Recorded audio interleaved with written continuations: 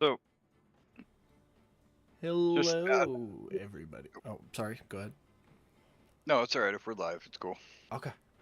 Hey, everybody. Welcome to another week of Lord Z's Fantastical Dungeon. I am Lord Z, your host. We are down a couple players, but we're still going to play. So let's knock out some introductions and go get on with it. Mike. Hi everybody, I'm Mike. I am playing Godric, Goliath Cleric. Um, Super excited that, as far as we know, we accomplished removing the second warlock in play somehow, some way, through some weird dreams, I guess. Um, and hoping that we are that much closer to vanquishing these evil warlocks of the world, so we can get back to real world in life. For the characters, of course. Of course. Pamela. Hi everybody, I am Pam. I'm playing Miss Holly. I am a half elf sorcerer and I am excited to see if we can make it back home. Hopefully, sooner than later. Yeah. Brad. Sorry, next in line.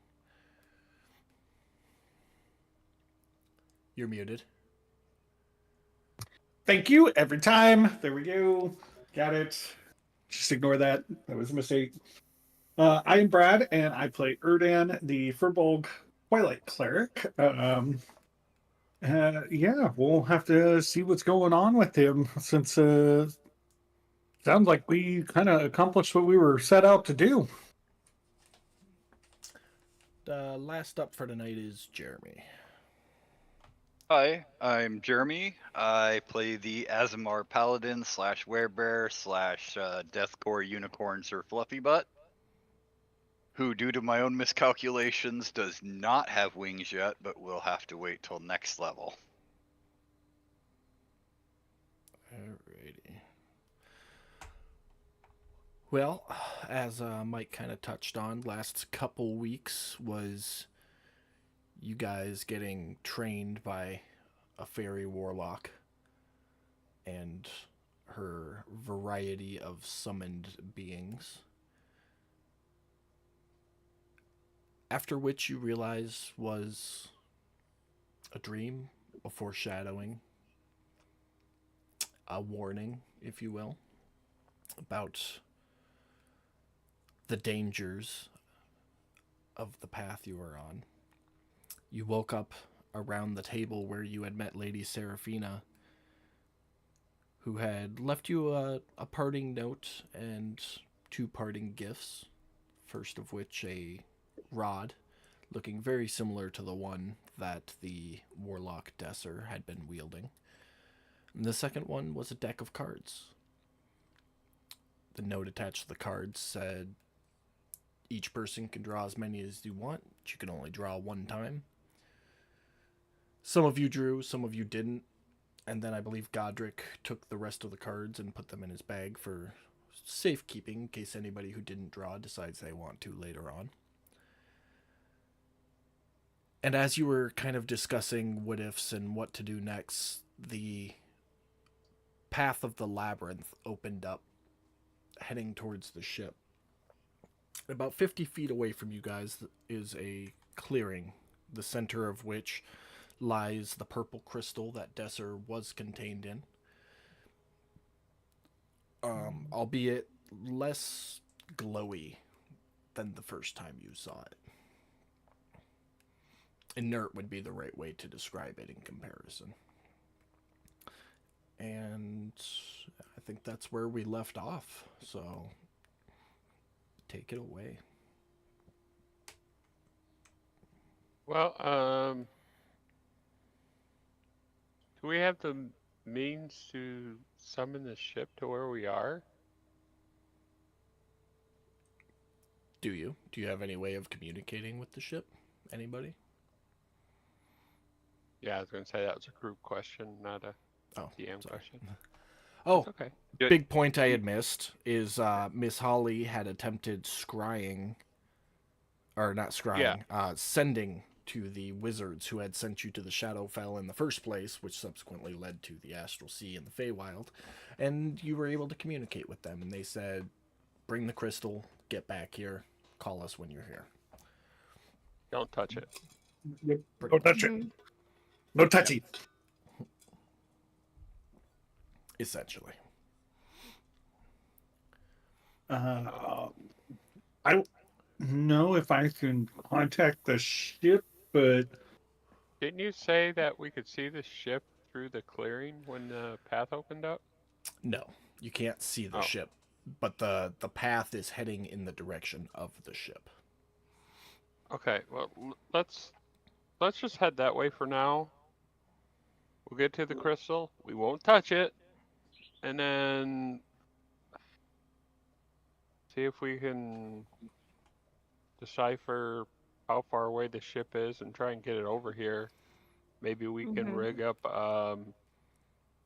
some kind of pulley system, ropes, pulleys, something to drape down from the ship and just pull it up. Because we could, yeah. he said bring it without touching it, which, so, I mean, that's the only thing I can think of is secure it with some ropes and pull it up onto the ship. Do you guys by chance have any crates on the ship? Yeah, I think we had some empty ones. If not, I'm sure B can muster one up. I mean, maybe I forget, was this crystal, was it levitating or is it just like on the ground? It is floating a little bit. The Like only real, enough. yeah, it's just like barely hovering off the ground. The Okay. the big thing of notice is when you guys went into the cave, it was all glowy and arcane, and now it just looks like a floating crystal. There's no glow or anything to it. Well, from my experience, things that glow have magic in it. When they stop glowing, there's no magic in it anymore. So it's possible that in our interactions, we set the magic free, and the only magic that was being housed in there was the warlock. So she might be running loose and free out in the world somewhere. We might see her Right. again. Okay. That's my theory, philosophy, idea on it. I mean, if anybody else has any ideas, I'm more than willing to discuss it with you. But in the meantime, I'd like to get us moving. Yeah, let's do that. We can discuss it as we walk. Absolutely. So you guys All right. start walking your way back to the ship. You know that it's about a day's walk to the ship. You said the crystal is along the way. Yeah, the crystal's like 50 feet from where you guys are on the map right now. Okay.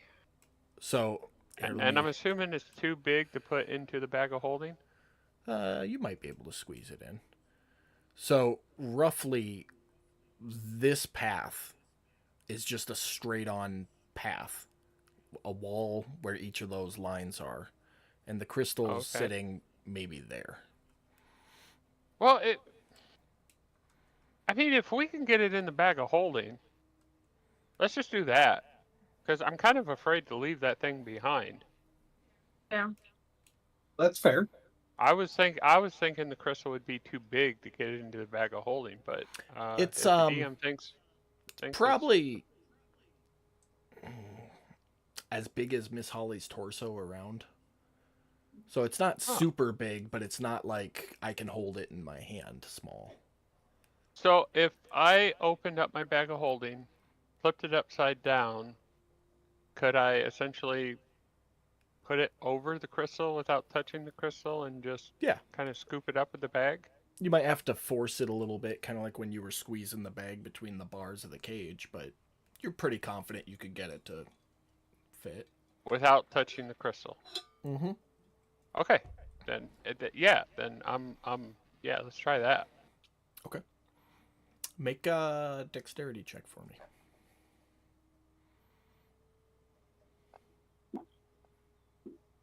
That's Data. exactly what you needed.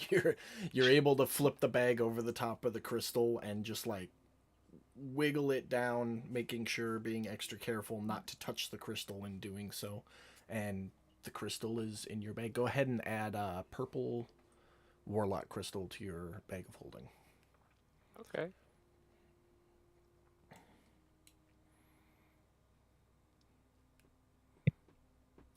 Anything else you guys want to do, or just heading back to the ship? Well, now that we got Crystal, yeah, I'm all about the ship. Get the hell out of here. Okay. I'm gonna take 10 minutes and summon Sir Fluffy Butt. Okay. Or is he there since it was a dream? Yeah, he would be there actually, so you don't have to take the 10 minutes. Okay. Then I got nothing. Pam, Brad? I'm good. Yeah, no, nothing. Okay. You guys make your way back to the ship. This is the only picture of a ship I have on the ground, so we're just going to use this one. The ship is not broken.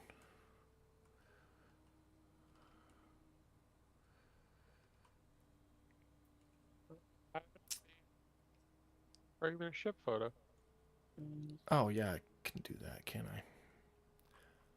Yeah. My bad. Ship is intact. At least it There you was go. when we left. Yeah, right? It definitely is, and as you approach, you can see that the construction that was discussed prior to is completed. There's now 4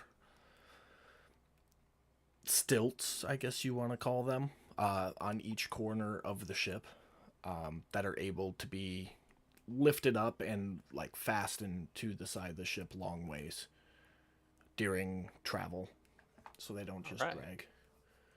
So we can dry dock. Sounds awesome. Sure can. Good work, guys. Good work. Let me get. Hey, look, Trevor. You got legs. I giggle.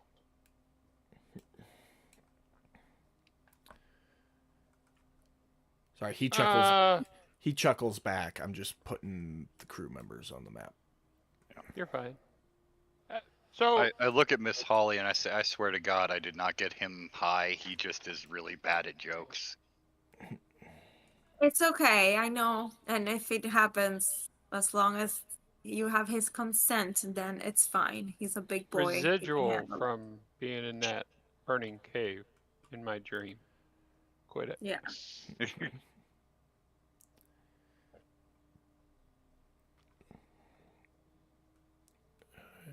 How about BDE? Is he here?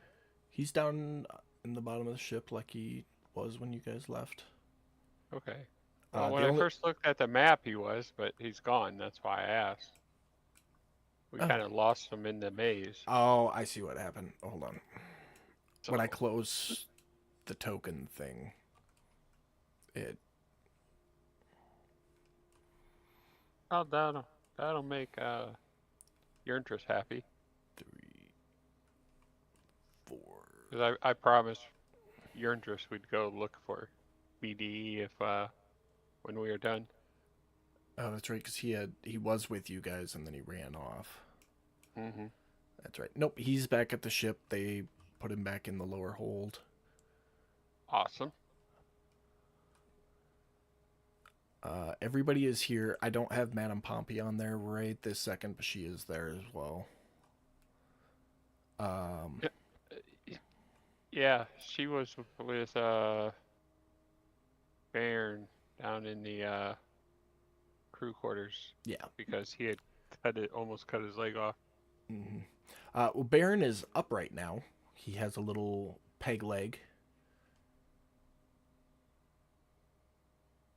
Ah, Where the hell? looks good there, Bairn. Hey, Yep. it does. It hurts, but it does.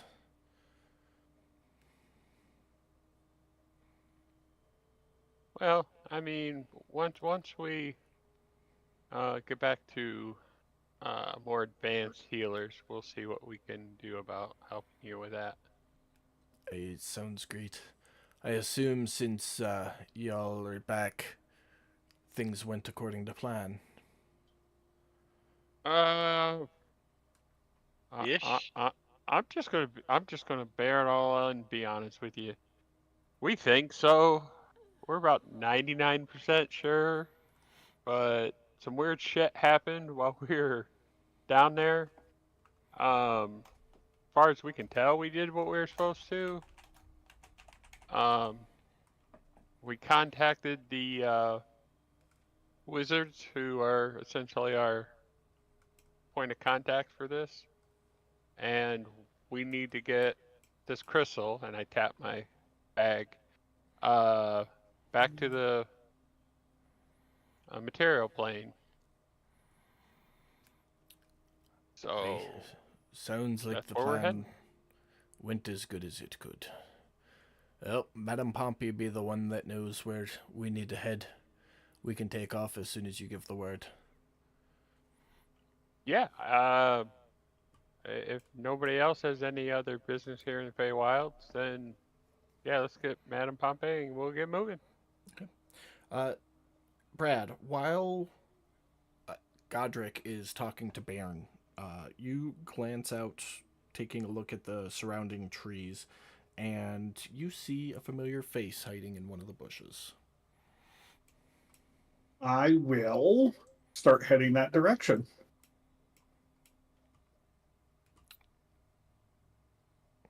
Okay.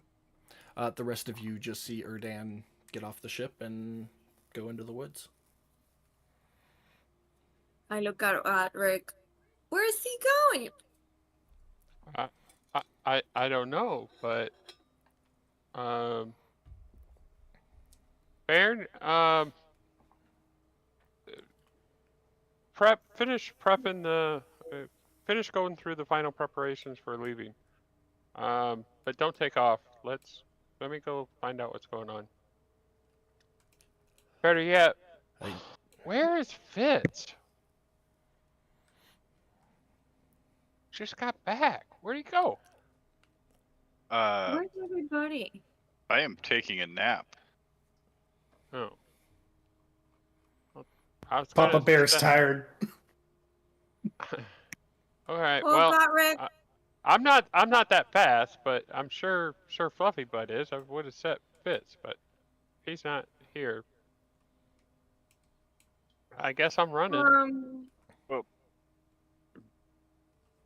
I'm gonna I'm gonna take a rest too while you go find out what's going on with Erdan because I'm really, really tired. I'm gonna go to sleep for a little bit. Okay, you go do that. Miss And I Holly, start. as you start making your way below deck, Misty comes running out and gives you a big hug. Dude, I'll you. start yelling his name as I'm running. Erdan, where you going, bud? Erdan. Okay. You don't hear any response. Go ahead and make survival if you're trying to like look and see which way he went, or perception if you're just trying to see him. Yeah. Okay. Mike, you always get this little giggle when you know exactly which one you're going to use. It's awesome. No with this one.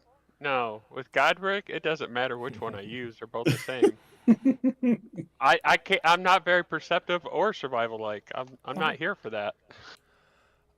Well, it's not too hard. You're maybe 15, 20 feet into the trees, and you can see Erdan standing there talking to another individual. Uh, Hooded individual. And you're maybe 30 feet away from them, but you can see them conversing calmly with each other. Well, I'm not the sneaky type, so I'm just gonna call out Erdan. I will turn and wave to Godric as he Hey, bud. approaches. Oh, I see you have a friend. I didn't mean to interrupt, but we were in preparation for leaving, and he took off suddenly. So I I'm sorry about that. This is um the easiest way I could explain this is a very old friend of mine that I oh, did not know was around. He yeah, he you remember a while back I said I would try to get us some help during our travels. I'm not gonna lie to you, Erdan. Not really. It was either you or Fitz. I my memory is about as good as yours. Um, but voila. Caution, Oh, kids. Marijuana okay. causes short-term memory loss. Yeah, no kidding. Yeah. Um, So Erdan, I see you found a friend. No, I'm just kidding. Just kidding.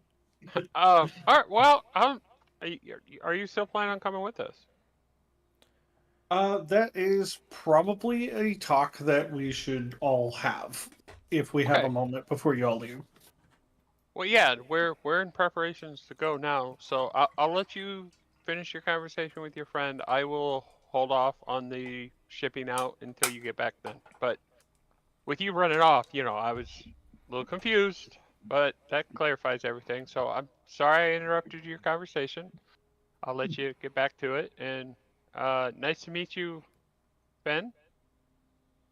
Yes. All right, nice to meet you. I'm Godric, uh, traveling companion of Erdan's here for a short bit, anyways. So, I'll be back at the ship, Erdan. So long. Thanks, Godric. Yep. So I'll head back.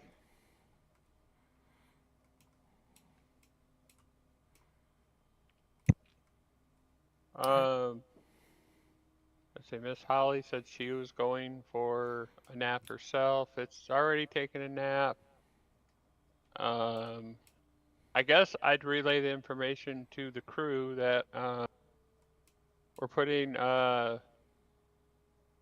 ship off time on hold, but finish with the preparations if there are still any. And we're just going to wait for Erdan to figure out what Erdan's doing. And once he comes back and we figure that out, we'll be shipping out. Yurindra says okay and goes to work with Hamish on the training dummy. Willie says he's hungry and goes down to the kitchen. Okay. And Misty just kind of looks at you and goes, just say when, and All right. walks back to the Um, helm. as she says that, I'd say something like, "Get your rest. Rest up before we take off. You're gonna want all the energy you can muster because we're gonna be doing quite a bit of traveling, and we're going to be changing planes of existence again. Okay. So, once you at peak performance, Got it. Alright. and then I guess I wander around the ship, kind of inspecting the ship as I waited. Ship seems tip top. Dwarves had plenty of time to patch any issues and get the stilts attached. Okay. You do find Madame Pompey down in the lower hold, hanging out with Big Dick Energy. Okay. She help us plot that course and whatnot there. Oh, of course, dearie. Let's Okay. head up and take a look at the map. Oh, all right.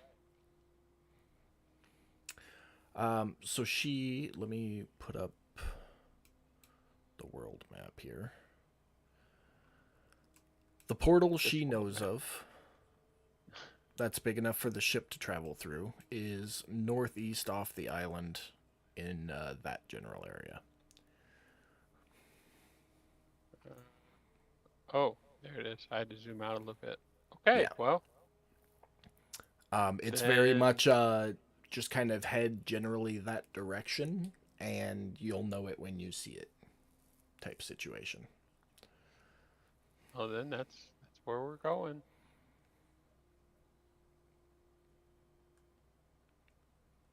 So okay, well, route plotted. Sounds like the boat's ship shop ready to go. All So right.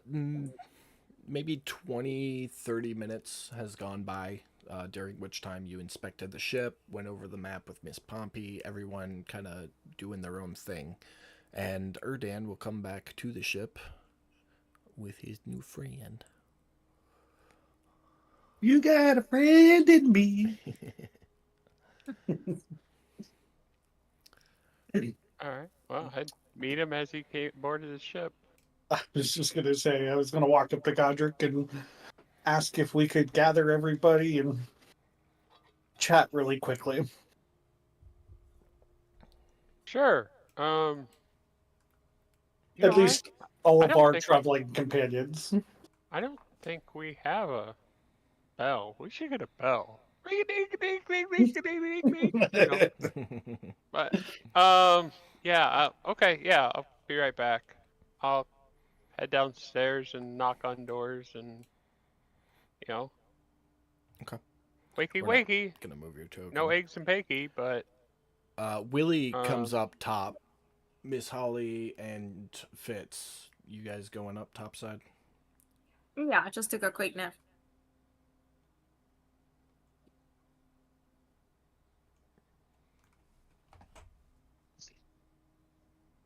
Jeremy? Oh, sorry, what? Are you going topside when Godric comes to get you, or are you staying in your room? Yeah, no, I'll go topside. Okay. Everybody has gathered. Floor is yours. gonna make this more of a circle here. So yeah. All right. So ship's ready to go.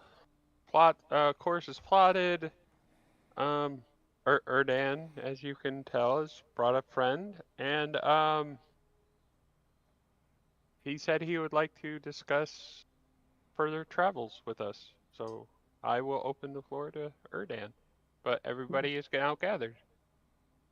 Thank you, Godric. Yeah. Um, I know we all have been traveling, and he's gonna like be looking around the circle, kind of thing, at everybody. He's gonna be looking around the circle and be like, I know that we've been traveling for some time now. Um, I tend to lose track of time, so forgive me. And you all have been wonderful companions. You have done so much for our tribe that we will be forever indebted to you. Um, and I said that I would help you with your quest here, but this it appears that our quest has come to an end, and I will not be able to travel further with you guys, as I have obligations here that I need to attend to. Um, I've been King of away the, from. I was gonna say king of the likings. I mean that's some pretty heavy responsibility. Oh, my friend, I don't think I'm king of the lichens. It's just more of I try to help who I can. Um, Oh, in our eyes, I think I can speak well enough for the group here. We all see you as the king of your lichens. Very kind to you, my friend. But yes, alas, this is where my adventure ends, and I must go take care of my people. But there is somebody I would like to introduce you to, and he'll point or he'll motion to his friend, who will walk up and he will introduce Fen. Well, his name is Fenin, but he goes by Fen to everybody in the group, Hmm. and he will describe some of the shenanigans that each of them have gotten into, stuff like that. Um, and pretty much, I'm trying to think of the wording here. Sorry, got a little tongue tied here for a second. You're getting choked up, my old friend. Oh, it's just a little bit. You Oh, he's all gonna have. jump to Erdan and hug him. Thank you, friend, for all He'll re- you've done. You'll be he'll, missed. he'll return the hug. Thank you. DM, out of curiosity, do I notice anything? I think you know what I'm getting at. No, no, you don't. Okay. Um, he'll go up to Godric real quick and reach out to shake Godric's hand.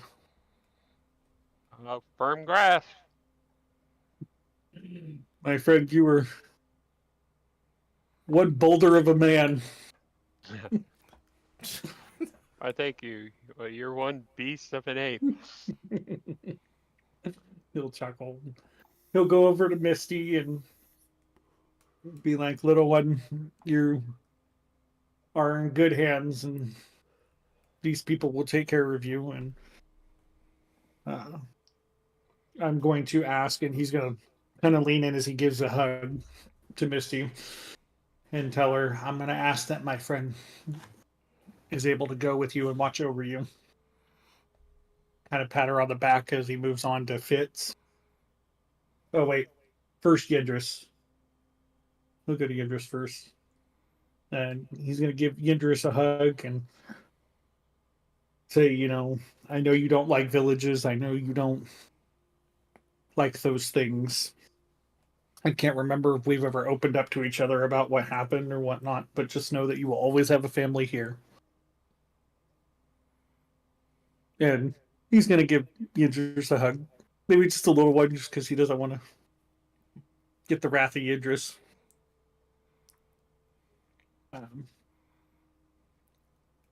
then he'll walk over to Fitz and say, he'll give Fitz a hug, but he's going to ask Fitz if he can talk to him privately before they leave. I'm gonna hug him back very, very tightly, and with kind of a broken voice, and just see a lot of tense emotion. I'm just gonna whisper in his ear, but monkeys stronger together. Together, ape strong. He's gonna whisper back, "You have a new monkey to take care of." And Okay. he'll kind of back away. Um, Again, he'll ask if he can talk to Fitz real quick after all of this. I don't know if Fitz is okay with that or not. Yeah. Yeah. I mean, of course. I mean, Excellent. He'll kind of back off to the rest of the group, and he's going to look around, and he's going to direct his attention more so to Godric, because he views Godric as being the leader, kind of taking care of everybody. And he's going to say, "I know that I've said that I can't travel with you guys, and that I have obligations that I need to take care of here. However, Finn has offered to travel with you guys in my place if you would have him to help out. It's solely up to you guys." Well, Erdan, if you're gonna vouch for Fen, then I'm all for it. I assure you, my friend, that I give you every vouching that I can. But I will leave Fenn to tell his own story whenever he's ready. But you Yeah, have my word; he will do everything to protect you guys. So be it. we'll be happy to have him aboard with us. You trust him, so as a trustworthy person, that he will possibly be, he's more than welcome to join us. We'll protect him, like I'm sure he'll protect us. I'll Welcome. do the standard group meeting, look around at everybody. Anybody have any uh not obligations, objections to Fen? Yes. No, as asking the rest of the crew if Oh, they had any sorry. I was confirming that was. Sorry, it sounded like you were asking his name. My bad. Yeah, no. Well, it's a new name to me, so I'm gonna stutter a little bit. No, You I don't got you. hear any objections from anybody that I'm running. Okay. So the only one who's still vocal is Fitz. Fitz, put the joint down for a second, would you?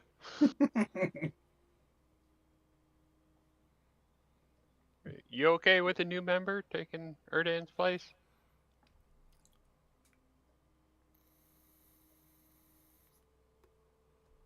I just Fitz? imagine a big puff of smoke instead of him speaking. I guess. Yeah, if Erdan says he's good peoples, then I'll put my faith in my brother. All right.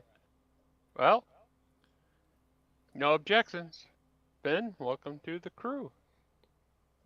Ben will extend his gratitude to the crew. But as Erdan, Fitz, if I could borrow you for just a moment, I won't hold you guys up from your travel any longer. Sure.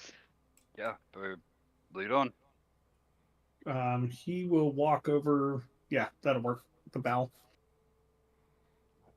And then he'll motion for Fen to also come. You? While you're talking to Fen and Fitz, Willie walks over to Yerndris and is having a quiet conversation. But go ahead. Um, so, uh, Fitz, um, I understand you collect orphans. Is that what you call them? Yes, I do.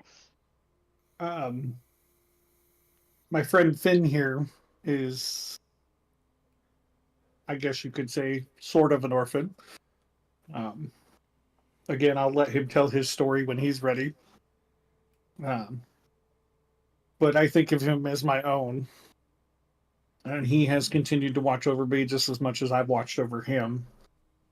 Um, he has agreed to travel or has asked to travel with you guys.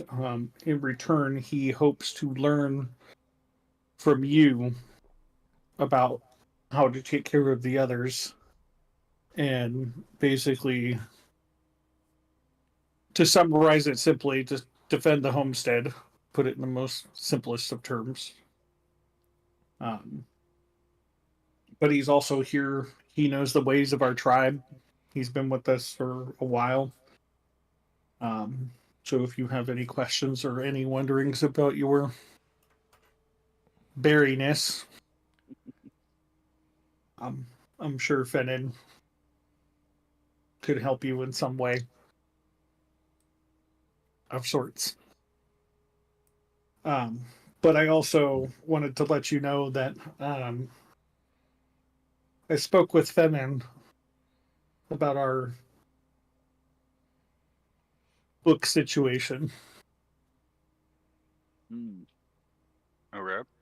So he is fully aware and has been brought up to date on everything. Um, the only thing, and he'll look at both that he has not told you guys yet, and wants to reiterate to you guys is that the brand or the mark that we should be looking for is a rune that will usually appear on the neck. So going forward, you guys should watch out for that. What's the brand on the neck? What? It's a rune. It's a rune. Remember, I Let don't me know if I. above table. Let me jump in. Thank you. There was conversations earlier when Erdan had done legend lore on the book that Miss Holly's reading about when you complete reading it and you understand all of its knowledge, you receive a mark. And that's kind of like the identifier of who has the book's power, basically. What he's relaying to you, because I didn't have the mark engineered at that point, is that the mark will appear as a brand on the neck, relaying an old arcane symbol for power. Okay. And I think it'll look like it was branded into the side of her neck, basically. Jeremy, I think we talked about it like weeks ago. Yeah. It's Yeah, been before a couple the whole months. maze. Yeah. Yeah, he's been dipping into the bag since then. So Yeah. No kidding. Um, but yeah, Erdan would ask that you take Fen in as family, not just as a member of the group, but as family, as he's considered family to our tribe.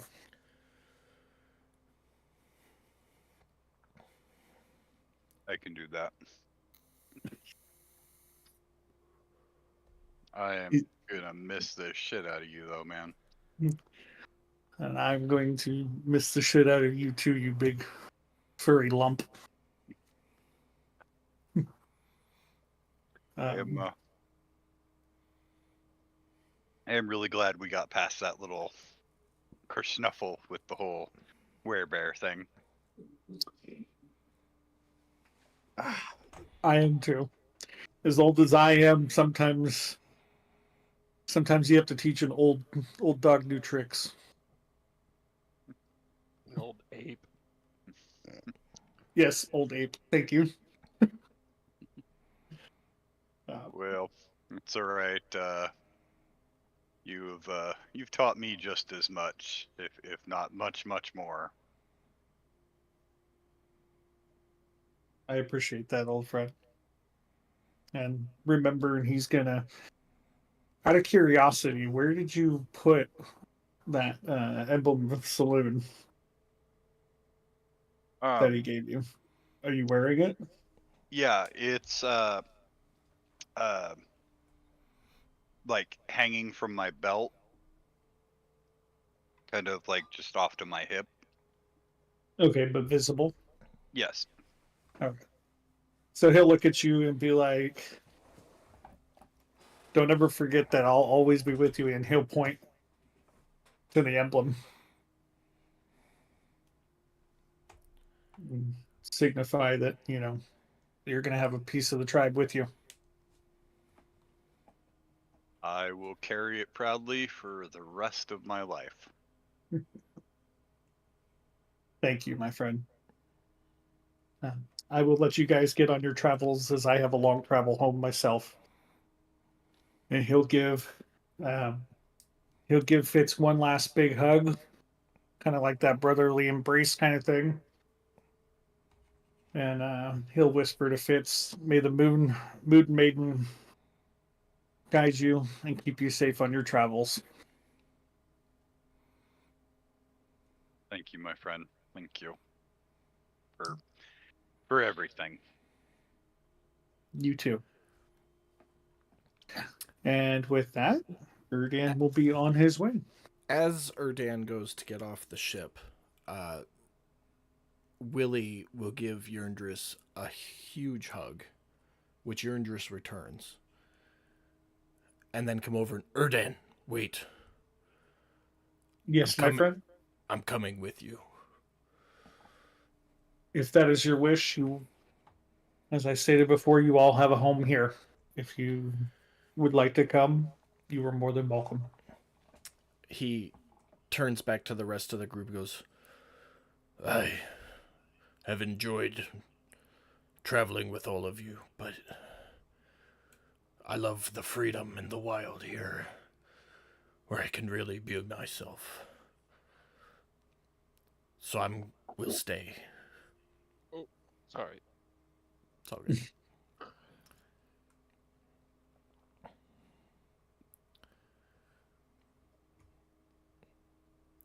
I bid you all Well, farewell. I Be safe, that Willie. came out of left field, but okay, Willie. If that's what you want, Willie. Take care. Thank He you for helping kind of us. grunts and nods and turns to follow Erdan over the edge of the ship. Before he goes, I'd walk up to Willie and extend my hand out for a handshake. He returns. Been a pleasure. Learned a lot from you. Ate a lot of good food you cooked. Thanks, man. Yes. I hope you find your peace and happiness here in the Bay Wilds, bud. And I give him a nod and step back and let him do his thing. And him and Erdan are over the edge. You all stand and watch for a moment as your two friends walk, talking quietly to each other into the trees. And you continue watching until they disappear into the trees. Holly's crying, obviously. She's like I'd probably head over and ripping away. comfort Miss Holly. You know, hey, I mean, there's a good chance Erdan wasn't going to come with us anyways, Miss Holly. Remember, he had his own people to take care of here. I knew. You know, Willie, on the other hand, that was definitely a shocker. But I mean, Willie's always gone by a beat of a different drum, so really I shouldn't know. shock us too much, I guess. I'm still gonna miss them. Yeah. They were Brad, part of her family. Brad, make sure you grab your new character sheet. I will. I'm sending you a quick message real quick. Well, Miss Holly, you got the scrying orb. You can always check in on them. That is true. That is true. So, they may not be completely forgotten or distant. Who knows? Obviously, we're going through different planes of existence, so there's means of coming back and forth, I'm sure. But in the meantime, looks like we got a new crew member. Maybe we should, get to know him. Take your mind off of the crew that has disappeared. As I say that, I lean back. Baron, I think we're ready to ship off, bud.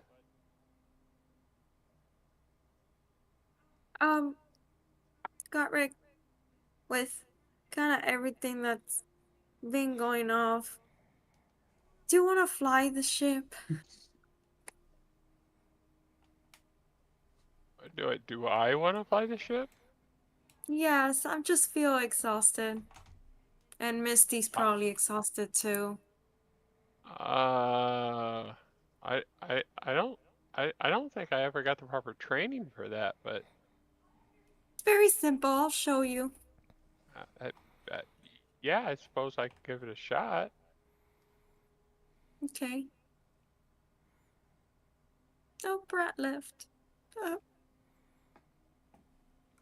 I'm here for. I'm here. I just got to grab the dog some kibbles. Okay. She's driving me nuts right now. Baron Okay. speaks up and says, "Hey, y'all just lift up the ship and we'll stow the stilts." All right. Well, Miss Holly, lead the way. Take me on back and show me what you got, and I'll see what I can do. Okay, I'll show you. So the two of you walk back to the helm. Misty sitting there preparing to go into her trance as she does. And Holly explains to you it's very similar to attuning to a weapon where you just have to spend a moment or some time attuning to the ship basically. So she has you sit down in the helm and warns you it's going to feel like your body is falling asleep, like that pins and needles feeling. As you close your eyes, and you've attuned to weapons before, so basically just attuned to the ship. And Do I need an open slot? you don't. Okay, good. So if you choose to, you close your eyes and you start attuning to the feel of the helm and the ship. And that pins and needles feeling comes over your body. And now you are attuned with the spell jamming helm and are in control of the ship. And Alright. as soon as you take over the control, Misty goes into her trance. You can hear her start to kind of mutter to herself as she puts herself in the right psyche. And about a minute later, you feel the ship start to lift. Alright. Once the ship is lifted, Bjorn, do your stilt thing, let me know, and we'll get moving. Hey, don't wait for me. Go ahead and start it moving. We can work while you're going. Oh. Well, then in that case, I try and point the ship in the direction we need to go, and Okay. take us up to elevation above the trees, so we're not running into things, but not It's too high. And it's a weird feeling. You know, it's like being in a body that isn't yours, where you are the ship in this situation. So yeah, you feel the sails unfurl, and you turn like you would if you had legs, and you can feel the ship moving as you do so. It's also a little bit of a sensory overload, as you can hear everything everybody is saying on the ship. You can feel every yeah. time somebody takes a step, the little pressure on that board. But it wears off after a couple of minutes, or you get used to it after a couple minutes, and you're able to get the ship steered and heading in the right direction. All right. And I feel Trevor then, huh? You do.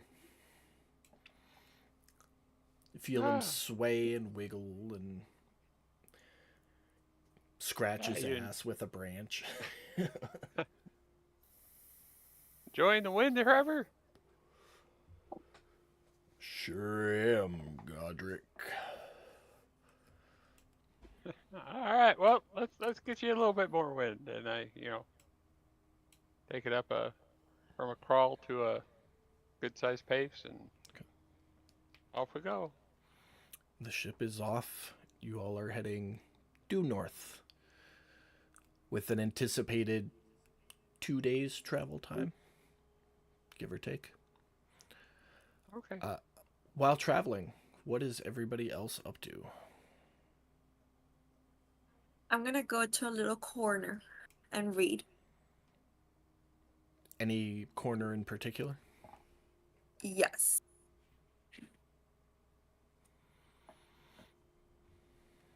La la la. Right here. Okay, that's not a corner. That's right next to the stairs. Okay, well, between the stairs. So kind of like just up against the railing there. Yeah, there you go. Okay.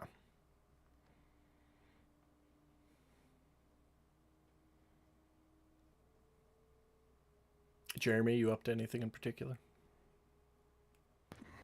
Yes. I am going to go over next to Miss Holly. Okay. And sit down.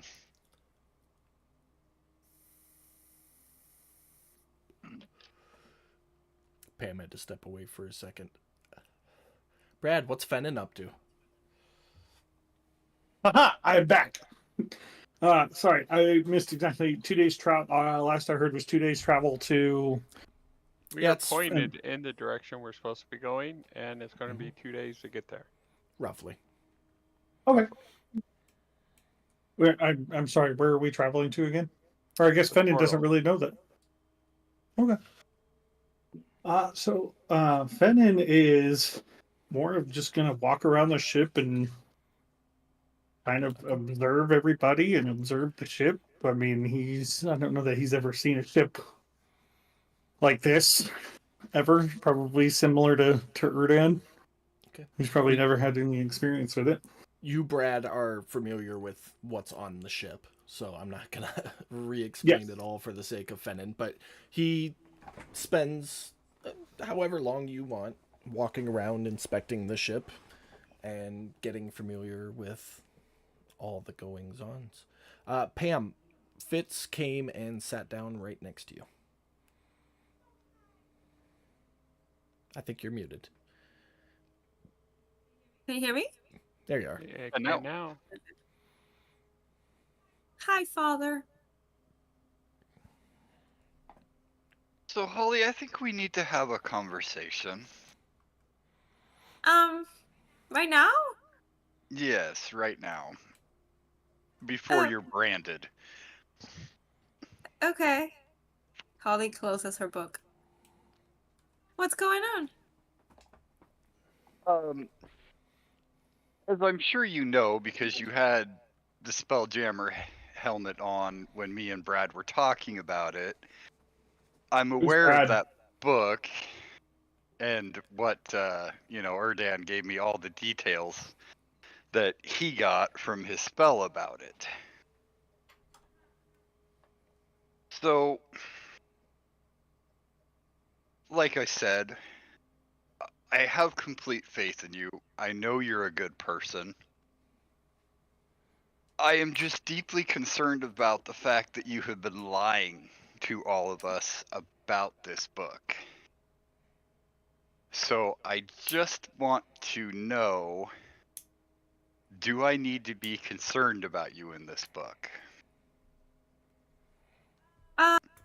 No, I don't think you should be concerned at all. Mm. Um, to be honest with you, I had to say certain things, and some others will have to remain hidden. Um,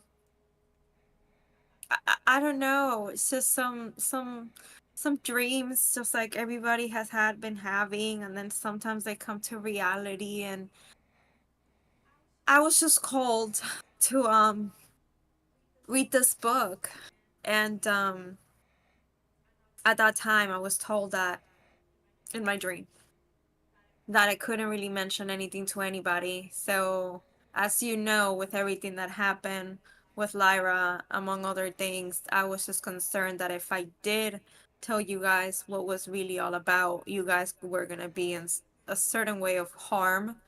And I have already put like you guys into too much. And again, I know you guys have said it a million times, nothing was my fault when it came to the ship, but I still kind of felt that guilt. And the least thing that I wanted to do was to kind of be punished or have you guys something happen to you in an ill way because me not keeping the secret.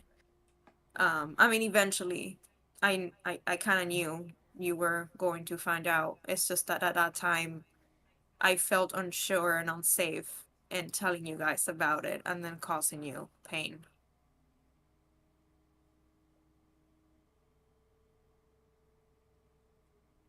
I'm going to take Holly's face in my hands and I'm going to look deep into her eyes. I want you to understand one thing. If you question everything else in the world, anything else, if you believe whatever else, I want you to know right now that having been in that home, being raised by my wife, as far as I'm concerned, you are my daughter. Period. And I will burn every plane of existence to the ground and piss on the ashes if that's what it takes to keep you safe. There Hug him. is nothing you can do that is going to make me turn from you. Oh, thank you. And she's gonna hug him really, really tight and start crying because, you know, we're already in an emotional day right now. So why not? Let's keep the crying continue. Okay. And I will hug her back and rub her back and just, Get it, it's gonna, step paladin. yeah. No. It, It's gonna be okay. Just remember, no matter what, I have your back. And if you Okay. ever need anything, or you're worried about something, I don't care what. I am here for you. Thank you. That means a lot to me. I just wanted to let you know how I felt about this and that I'm aware. So if you need someone to talk to about anything, then I'm here. And that I will not judge you. I will only do my best to keep you safe and happy. That means a lot to me. Thank you. Oh my god. Um sorry, in the chat message. um thank you. Um that really means a lot to me, and definitely if now of course the book has, I'm curious and curiosity is killing me. So I'm just trying to read as much as I can, but absolutely if I have any questions or anything that might concern me or that I might get to reading where I feel that it is dangerous in any way, shape, or form, I would absolutely reach out to you and ask for your knowledge and your guidance on it.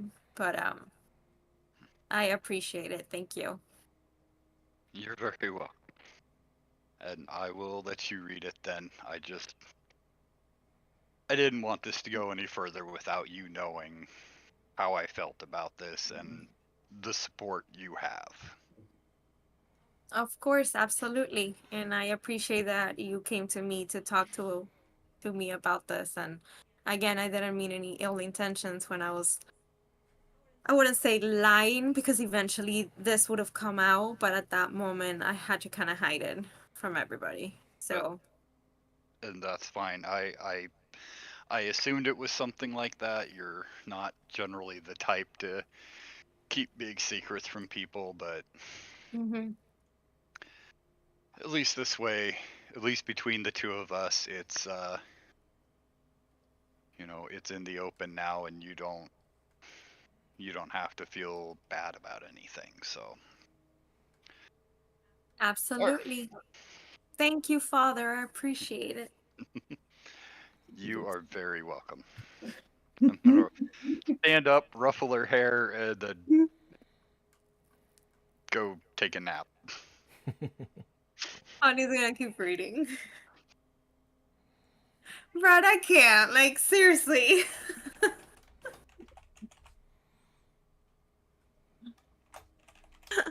At least I didn't come back to step Polly no. You're all so Actually, horrible. Well, no. I'm because going to go what talk I to did walk Godric. into was him saying he wanted to touch your hair or something. I was like, what the I'm fuck? just saying, it was right there on deck too. I'm just saying, he was going for it. All right. First of all, y'all need Paylor, okay? Just saying that. Y'all need to read the Bible, all right? Get right with the Lord. Oh, Right. And you said you were I'm going to go done. talk to Godric. Well, if Godric was gone and didn't hear anything that was just said, then I'm not going to worry about it. Well, he can hear everything, but I don't think Fitz is familiar with that ability. Sorry, Fitz, I'm running the ship, bro. You just did the Well, Well, same but thing to he me Miss that kind you Holly of did to told us Holly. that we can were he all kind of told like that. read thoughts and like hear conversations that are going on, even though he's on the ship? He can't read thoughts, but he can hear anything said. Oh, okay. Well, so he technically heard the conversation. Yeah, but Fitz doesn't know that. Oh, okay. I thought we were all told that. I don't know if you were or not. Nah, he was busy with Finn and I think I Erdan told when. I think I told you that above table. Maybe that was it. Yeah. I would. Yeah, that might have been it. So, out of curiosity, was Finn able to hear any of that, or was it like a quiet? Have him make a perception check. First roll with the new character. Hell yeah! He was wandering around the ship, so.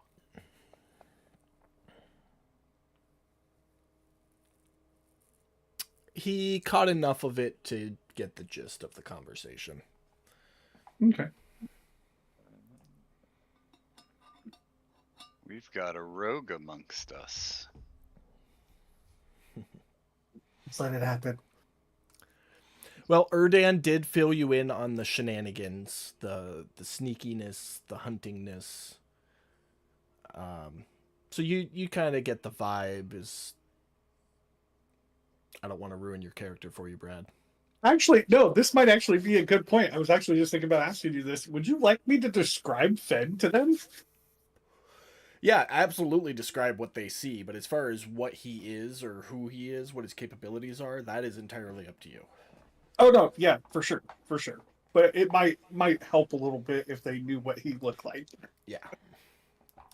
Um. So, Finn is. How big did we say Erdan was? Erdan was a big bitch. Yeah. So he's not as big as Erdan. He was shorter than Erdan. Um, relatively speaking, and I'll let the DM say whether or not anybody recognizes like what he is. Um, I'm gonna guess a bugbear. but would Fitz know that? Probably not. I'm sure I've seen bugbears. Actually, of everybody on the ship, Fitz and Godric would be the only two people to recognize what a bugbear is. Okay. So then this will be for Fitz and Godric. Sorry, Miss Holly, you'll have to kind of tune this part out. Mm-hmm. But you guys would recognize Finn as a bugbear. I'm not going to hide that. He's got dark brown fur. If you look at his token, it's like where the fur changes colors, like where you would see like the underbelly of like maybe like a bear, where it's kind of lighter fur. And that's going to be more of like the ashen color fur kind of. Um, yeah, ashen's the best way I can really describe it. Um, he's not exactly clean. Um, he actually has quite a bit of dirt on him. As you can see, kind of usually are. um, from his token. I don't know if you guys can kind of see it, but like his clothes, the clothes themselves are a little tattered. The only thing that's not on the token that doesn't make, or I'll have to fix it later in the future, is he does have armor that he's wearing. Um, he has like a leather armor that he's wearing.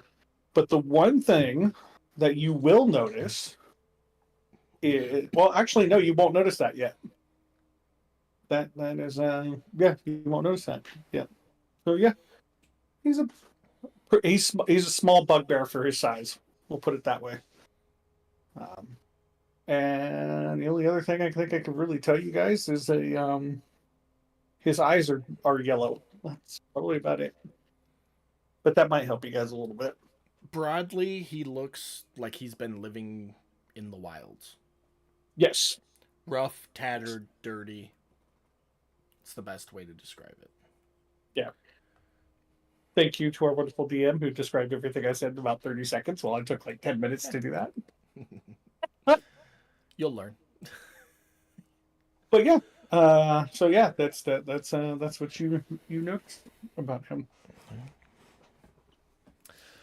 So Miss Holly's reading. Fitz, what did you say you were gonna do? Go talk to Godric, right? Yep. Okay. You make your way into the helm. You see Godric sitting there, kind of trance-like, but he's still there, if that makes sense. Well, and I guess if I don't know he would have heard that conversation, I guess I wouldn't have gone in there. Okay, Because yeah. that's the thing. I was just going to go threaten him not to ever mention a word that was said between us. Okay, yeah. You have no idea that he can hear Yeah. everything right now. So, all right. Anybody else up to anything?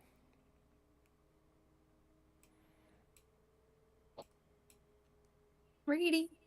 Okay. Yeah.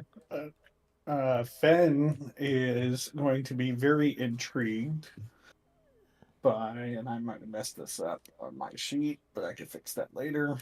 He's going to be very intrigued by Sir Fuffybutt.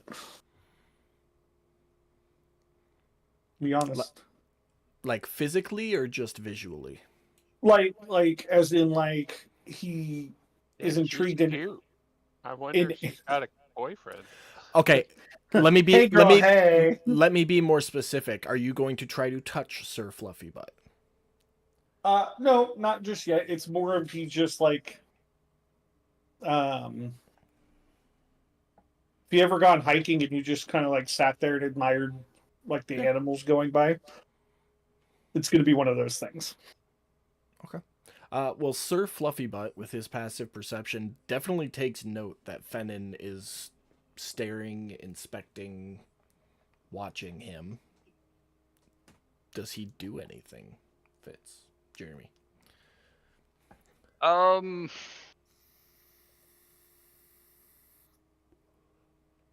Wah, he's wah, wah. probably going to. I don't think he's. I mean, unless the dude is giving him like incredibly creepy eyes, you know. Um, I mean, he you has know. creepy eyes, if that counts. Yeah, I was going to say that's kind of up to interpretation. Well, I mean more like, you know, the I, kind of look you've seen guys at bars giving to women that are way too pretty for them. You know, especially the socially awkward guys, that kind of look that says, "Oh my god, I want to skin you and and just wear it around to feel pretty." so I'm gonna go ahead and say yes. Not because those are the eyes he's making, but because he stares for so long that it starts to feel that way. Like a Okay. misconstrued kind of thing. It's like I can tell you're being innocent about this, but it's gotten fucking creepy, dude. Sounds like Stat Daddy No Eyes. That's what that sounds like. Sir Fluffy Butt is going to turn around and face him, get like right up in his chest, and he's gonna do like a chest bump and bump him back. Have him And then roll an intimidation check, and Fennin, you can make an insight check. and he's going to snort at him derisively.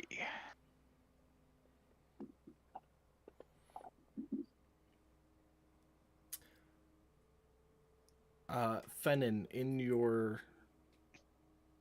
in regards to your backstory and the manner in which you grew up, you're familiar with this. You witnessed it multiple times observing the Lycan tribe. This is a invitation to train and interact in a friendly manner.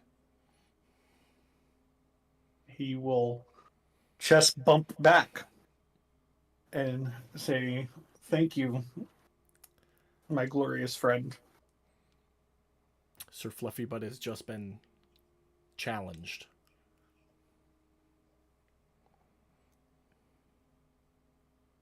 Um, Given what Sir Fluffy Butt was doing, which was trying to intimidate the dude to stop being creepy, and the dude suddenly gets a big creepy grin on his face and is all happy.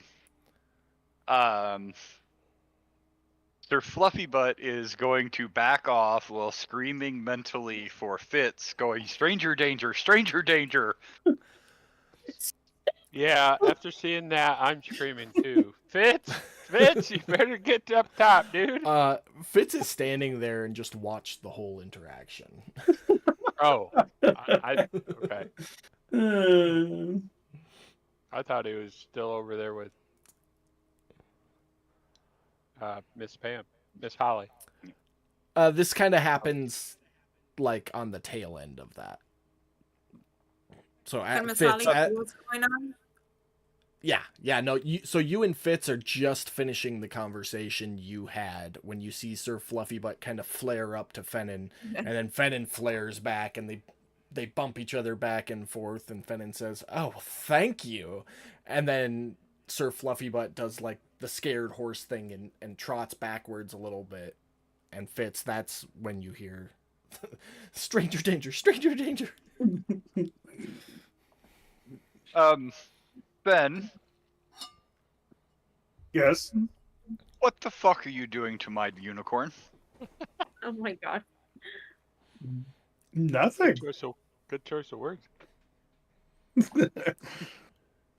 Why do you ask?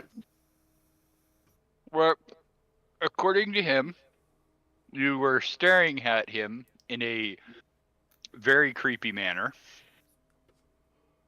And then when he chest bumped you to tell you to back off, you got all excited and said thank you. And now he's pretty sure you're a pervert. Well, that is much more misconstrued than. Unicorn fucker. Sorry, I had to say Excuse me, Ben fucker. The ship is Oh, getting I weirder love- by the minute. I love that Fuck a movie. unicorn one time. I meant no disrespect. Your steed is very magnificent, and in correct me, DM. I'm gonna need your help on this part. So Oh, if I say you're something digging wrong- your own hole. You say whatever you want. Well, that was his chest bump to us was an invitation to train, to be a part of the group. I'm sorry if I misinterpreted that as something other.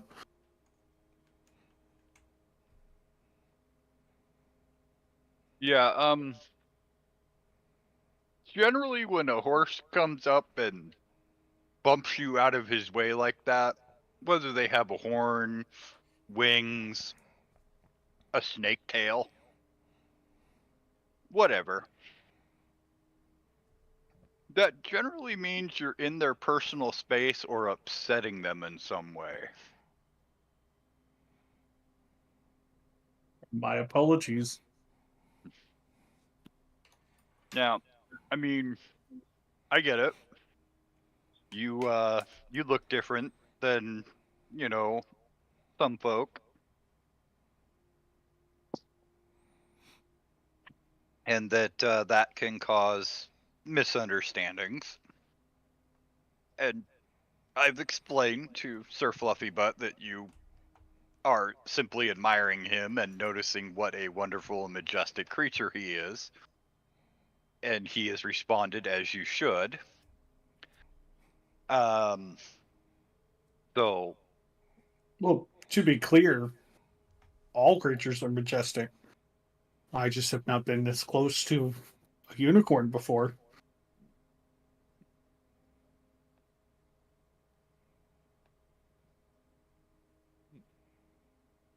well, let me uh, let me give you a piece of advice with Sir Fluffybutt. I'm all ears. He is just as intelligent as you are, or very nearly so. I mean, I guess I don't know specifically how intelligent you are, but he is a very intelligent creature. So you can just talk to him like another dude. I will keep that in mind. Please pass along to your friend my apologies, as I meant no disrespect. Yes, and now he says you need to go get him some carrots. I will be sure to get him some carrots. Is there somewhere that we can retrieve these carrots for him? Yeah, we keep them down in the stores with the other food. Once we get to the prime material plane, you will be buying him sugar cubes. He'll eventually forgive you after a few dozen. I'm sure that we can make that happen.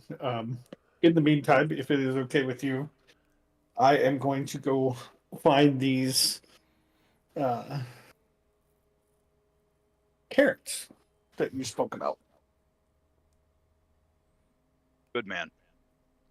It is now canon that Sir Fluffybutt does not like Fennin until he has paid his dues by means of carrots and sugar cubes.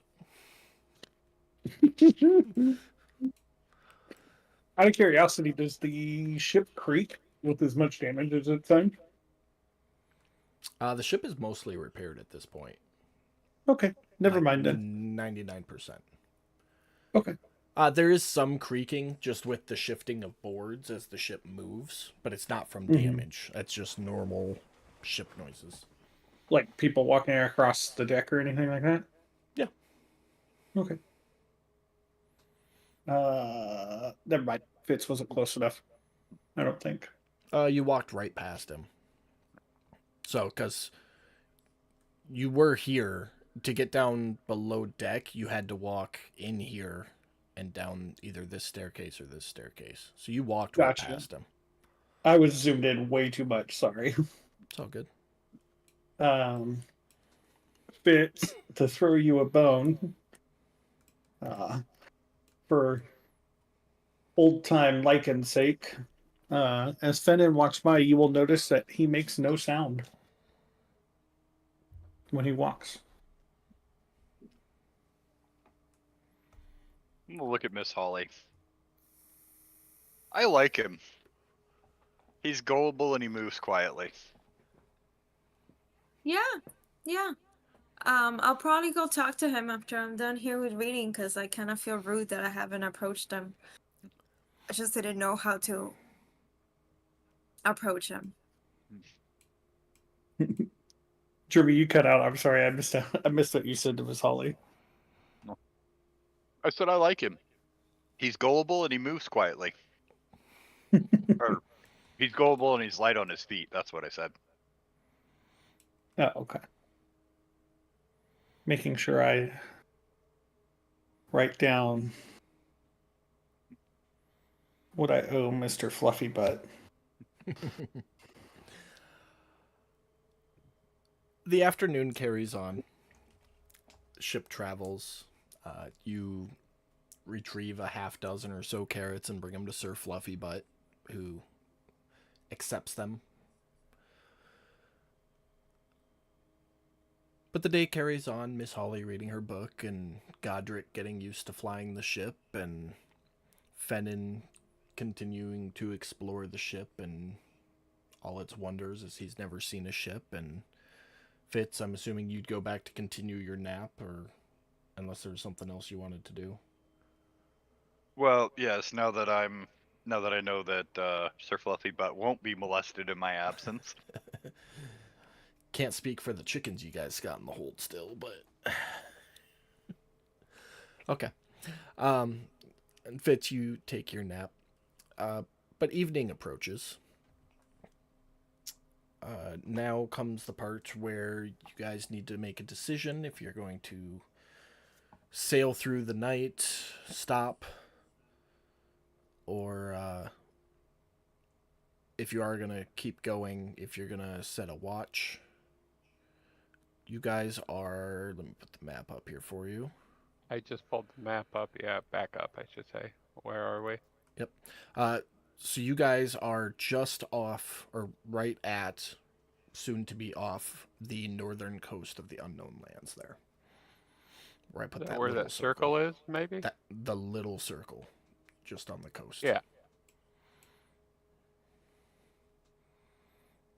All right. Well,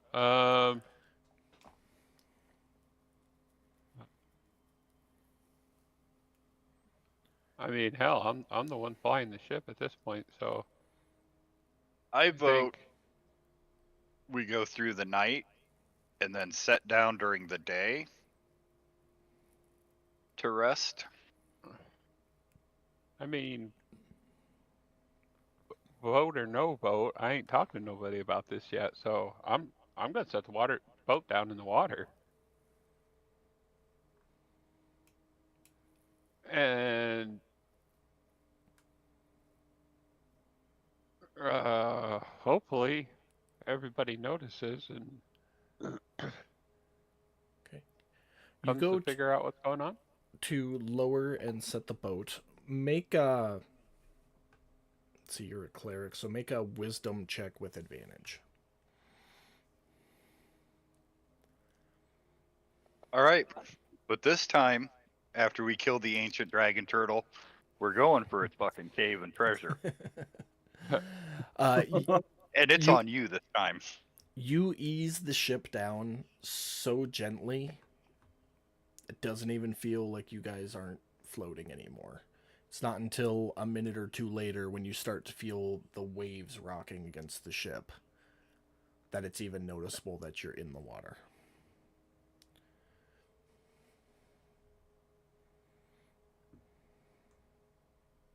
All right, Holly's I'm gonna gonna check on Gotrek and take the helm. see, I'll you take the know. helm off and walk out. Okay. Okay, I'll because add I was gonna check. I'll add the time to your thing, Pam. Oh, my fantasy grounds just crashed. Oh, no.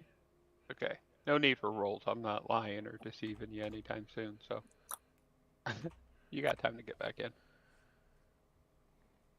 All right. I updated your hours, Red Pam. Thank you. I'll throw out a quick crew on deck. Trying to get everybody's attention.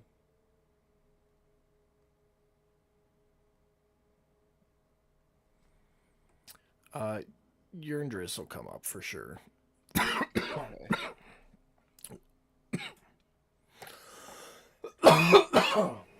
Excuse me. Let it out, my friend. You know, air, just, it's poisonous. I choke on it. Mhm. It is slowly burning you from the inside out. Yep.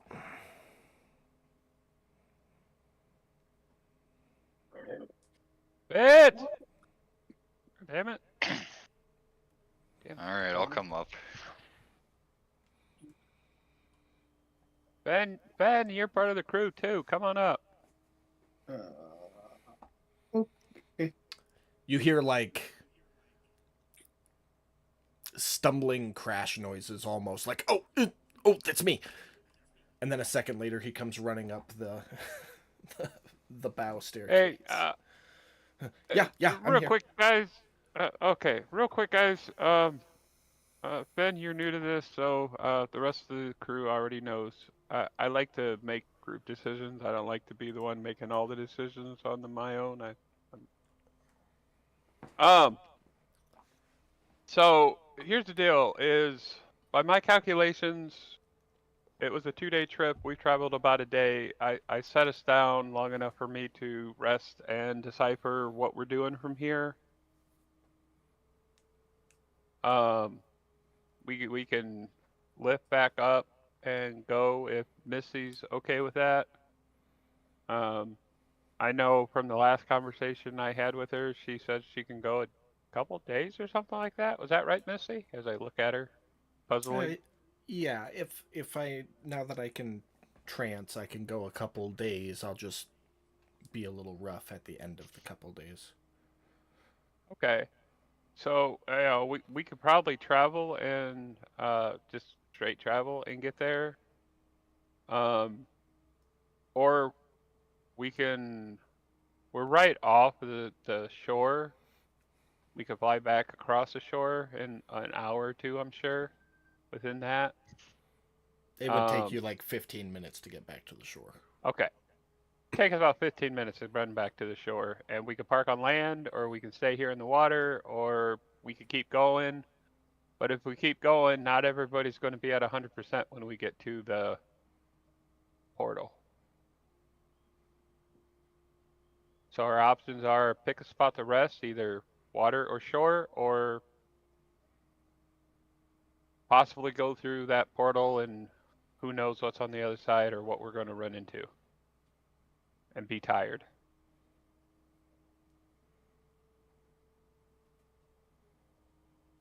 Yerndris defers to the group majority, Yeah, urine just usually does. as does Misty. Mm.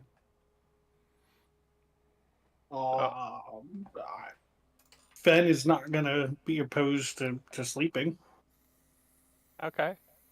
not being tired for the adventure. He thinks that's a good idea. Yeah. Hey, your input, whether you feel it's your place or not, is your input. You're part of the crew here, so yeah, I definitely want to hear it, bro. Bud, buddy, furry. I don't know. Uh, Broscolonius. yeah. I'll find Broscoloni. I'll find one that fits eventually. Give me time. Give me time. For now, I'm just going to stumble through a few of them. Well, that's his vote. That we Okay. rest. We're not tired going through. Fits, Miss Holly. Yeah. Um, I mean, last time we sat down in the water, I know we ended up having to deal with a big ugly fucking turtle, but I don't yeah. know if there's a chance of him coming back. I mean, if there is, I suppose we could. Well, no, What he's are the dead. odds of your DM reusing an encounter twice? Wait, he's dead. Yeah, you guys killed him. Yeah. Yeah. He's dead. So yeah, Now his we'd end up dad's with gonna his come brother, for cousin, vengeance. uncle's half removed second cousin, stepdaddy. I don't know. That Pally? Yeah, maybe. Who the hell? Who knows anymore? As you're realizing that the ancient dragon turtle is dead, you also realize that your ship doesn't have an anchor. Oh. The anchor you Shit. did use was the rod that Willie has. Oh yeah, shit. We talked about getting one of those. Well, that's great. We never did. We never did get one. We were just, yeah, improvising. So, okay, so I'm going to say if we are going to rest, take the 15 minutes, go back on land so we aren't out adrift. But before I go get back in the seat, I need to know, are you guys okay with us stopping and resting, or are you guys gung-ho for going? Because I ain't going to lie, I'm on the fence. Okay. I'd prefer being at full power when we get to that portal, but I'm ready to get back home just as quickly as you, just as much as you guys want to. Okay. I'm gonna turn and look at Miss Pompey. Are we about a day's travel from here to About as where close as this? I can tell, yeah. All right. Let's set down on land. We will take shift, sleep tonight, and then we'll be fresh when we get to the prime material plane. Oh, it's like a game plan. All right. So, you guys go ahead and head down and get your rest. I'll go hop back in the seat with Misty, and we'll get this ship moved over and plotted on ground, and then I'll take first watch. All right. Wake me up for a second. All right. I can go third if you guys want. Or I can take first whenever you guys want me to go. This is your first night with us. Why don't you hang out and do first watch with me? Okay. I'll give you two a chance to bond.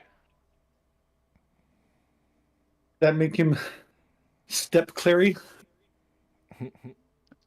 Try again, bud. I believe the term you're looking for is holy daddy. Oh, holy daddy, my bad. Step Apollo, what are you doing? No, your holiness. That's Father Godric to you. Thank you. Yeah. If he asks you to put the altar boy costume on, just run, man.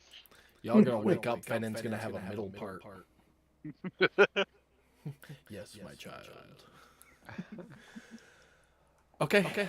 So you go and sorry, I'm getting feedback in my earphones. This happened last week too. You go and get the ship up, and 15 minutes later, you're in just a little bit off the beach to where the ground is solid, not sandy. You find a decent enough clearing with that's level. The treeborns all come up and put the stilts down as you go to land, and the ship is safely landed for the evening. All right, sounds good.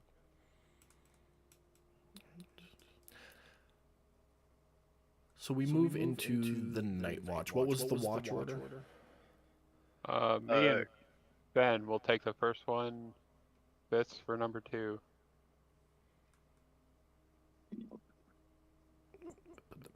At least Yurndris and Miss Holly, however they want to do it. I For suppose 8 hours. we could put the crew in rotation. Wouldn't hurt either.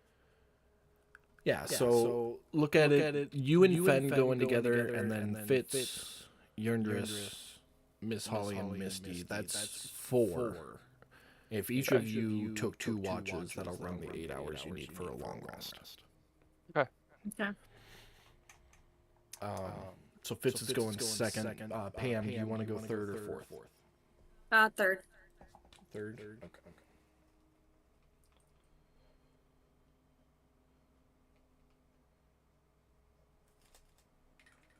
Okay. The first watch is up. Go ahead, Brad and Mike, make perception checks for me. And if there's any conversation you guys wanted to have during your watch, go ahead and have it. How many perception checks do you want? Just one. Just one? Enough to know I never see anything, like always. Jesus. So, Ben, are you born and raised here in the Feywilds? Suddenly an ancient dragon turtle. No, I'm kidding. Godzilla rears up from the depths. A zombie ancient dragon turtle. I'm sorry, Mike. Go ahead. Screaming cowabunga, dude. Yeah. Yes, to answer your question, yes, I am from the Fae. Yes. And you're part of Erdan's village, were you?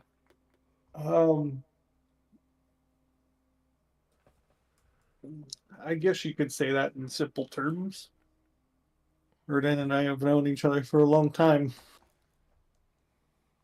Okay. Well, no, I'm just trying to get a grasp on, a little bit of your background. That's all. I mean, I'm not trying to pry too much, but at the same time, just trying to get bearings on, what I can turn to you and ask you about, and I'll get to know you better and know when to turn to you and when not to turn to you, and obviously asking you about how ships work isn't going to work. And I giggle. No, I mean, you shouldn't be afraid to ask me anything. If you need, that's just the easiest way to explain it. Erdan took me under his wing and sorry, I just got caught up on chat. I did not realize that chat had gone that much. Anyways, Erdan had taken me under his wing and basically taught me everything I know up until it was time for me to go off on my own. Gotcha. Um, So, what kind of weaponry do I see? what kind of weapon? Well, the one thing he will pull out for No, you. I'm not asking him to pull anything out. I'm just by perception. What do I see? What is he wearing? Does he have a great axe across his back? A bow? Oh, okay. Well, that changes that a little bit different. Yeah. Visually, what am I seeing? What you packing, big Um, boy? Visually, you would see a bow strung across his back. Okay. Um, uh, I don't. I guess how hard are you looking at it? Well, I mean, we're standing right next to each other, so I mean, Are we having how hard another is it fluffy for me butt standing bending next to you moment, to look or at you and go, "This is what you're wearing," you know? No, it's just more of how much is he gonna see of the bow. I don't mind sharing about it. It's just more of what makes sense at the moment. so? If Mike, that make makes a perception check. Okay, that works for me. Even though I suck at it, but you know, I'll roll in anyways. 12. Uh, he notices broad strokes. Nothing about detail. Okay. Just okay. He's got a bow. He's got a cloak. He's got boots, but nothing specific about any one item. Okay. So yeah, you would notice, he's got the bow across his back, and he's got the cloak that he's wearing. Um, and I mean, his clothes are kind of, I mean, again, tattered. Pretty much everything that I told you guys in the first place, at least when I described his character. But yeah, I would say the one thing that I didn't describe to you is the bow across his back. Okay. Um, and then you will notice that he has, well, I don't know. I don't know if you would notice that one if it's broad strokes because of the cloak. So Okay. we'll leave it at that. Okay. A bulge in the cloak, maybe? Yeah, that'll work. Yeah, I think that's fair. Okay. I'll take a This is bulge why I in the love you cloak. guys. This is why I Hey, love you guys. yeah, well, you It gotta, gets you it gotta extra know. bulgy. Yeah, well, if you knew Godric's background, you'd understand why. But, anyways, Hard as a rock. no, no, no, that's a story for another time we'll get into, but nobody's bothered asking. Um, yeah, okay. Well, no, I was just, you know, I I mean, guess if I'm it makes asking it, questions. I'll throw some information out. If you couldn't tell by all the priestly garb, I'm a cleric. that Um, is very fancy garb you do have. Thank you. I mean, I It's don't. thank Apollo for the gifts he has bestowed upon me over my travels. Um, It's just surprising after the stories that Erdan has shared with me that someone with such nice clothing would have survived those tales. oh, I chalk it up to being hard-headed, and I knock on my stone noggin, giggle. Well, I guess that'll save you from a hungry beast, I guess. Compared to he's just gonna kind of not in a disrespectful way, but kind of like do the whole look up and down. I'm freaking sitting here doing it. My camera's not on, but um, First world problems. he's doing the kind of looking up and down. Yeah, right. He does the like looking up and down of your your I, clothes. I'm used to it. But Erdan swore by you guys. He asked me to help you, which is why I asked to come along. If he considers you guys family, then family you are. Well, according to Erdan, he kind of filled you in on what was going on. So, you know, I won't bore you with a lot of details, but um, I will reiterate the fact that, you know, we are going up against some really powerful warlocks to save essentially the known universe. They're trying to merge all worlds together, and we need all the help we can get. So, It, you know, if Erdan says that you can help, then I'm glad you're here. I will do whatever I can, and he'll give you kind of a little coyish smile and say, Yeah. hopefully, they don't see us coming. But I think it's too late for that. Mm. If the knowledge, if the information we came across is true, they're already aware of our whereabouts and know that we're coming. So we could be heading in for a trap, but you know what? We need to save the world, so trap it is. Apollo will see us through it. I I know it. in the famous words of Erdogan, may the Moon Maiden watch over us. And I just nod and smile. So, but All however I right. can assist, you let me know.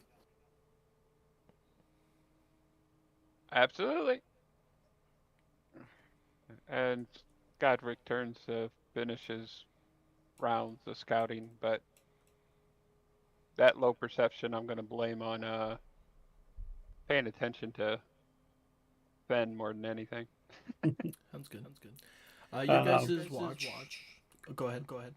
oh no, sorry. I was just gonna say if he's look. Hey, Max is here.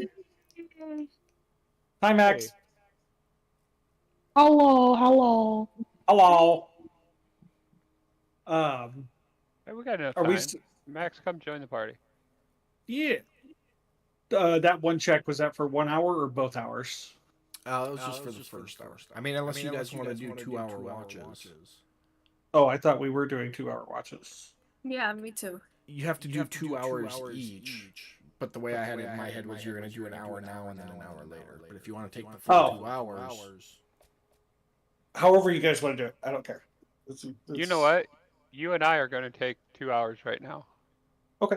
Yeah, let's do 2 hours. Just make it easier. okay. Both of you Well, make another roll for me. I was gonna say me and Ben are up now, so we are definitely making that call now. It for does make ourselves. more sense to just do 2 hours straight. That way you get a solid 6. Yeah, like always, So- I'm still not seeing anything. For that second hour, I'd like to pull my hood on my cloak up and walk around the outs. We're on land, right? If I'm not mistaken. And Yes. walk around the outside of the ship. Okay. Uh,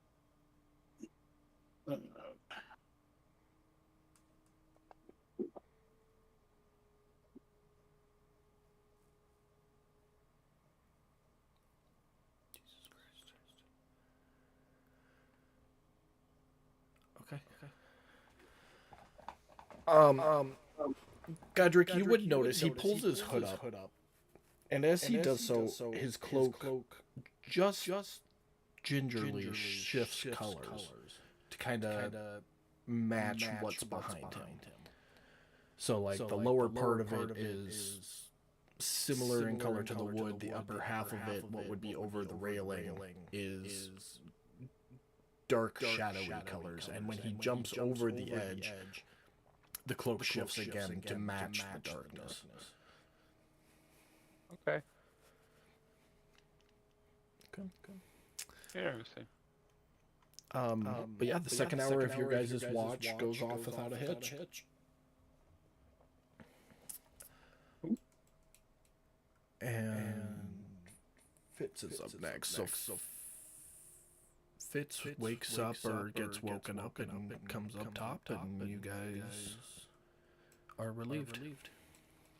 I'm gonna look at Godric and ask him, where would you guys like me to stay? I can take Erdan's old spot if that's easiest.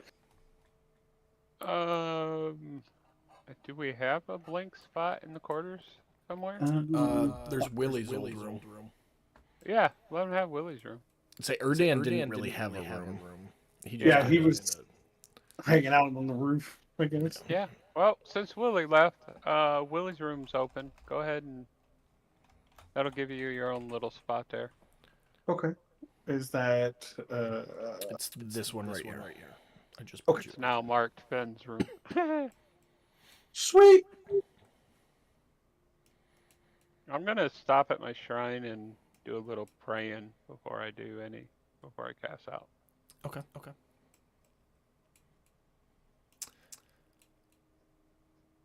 Fitz, I need before your watch checks, I need a perception check from you. Perception? You said you're Mhm. gonna have him do that with your interest. No, You're I just said there here were now. four groups. So you and Oh. Fen were one, Fitz was two, Pam and Misty were three, and then Yurndris and Hamish were four. Oh, okay. And Sir Well, we can Fluffy put a Bud crew is member- just always awake. We can put a crew member with Fitz. So he doesn't have to do it alone. If he wants. Max I mean, he's is got here fluff now. too. Yeah, or Sir Fluffy Butt. Yeah, I didn't think about that. Perception, you said? Yes, please. Okay. You didn't notice anything. But your watch is going. So go ahead and make two perception checks for me, and if there's anything you want to do or any conversation you want to have up there with Sir Fluffy Butt or Trevor, let me know.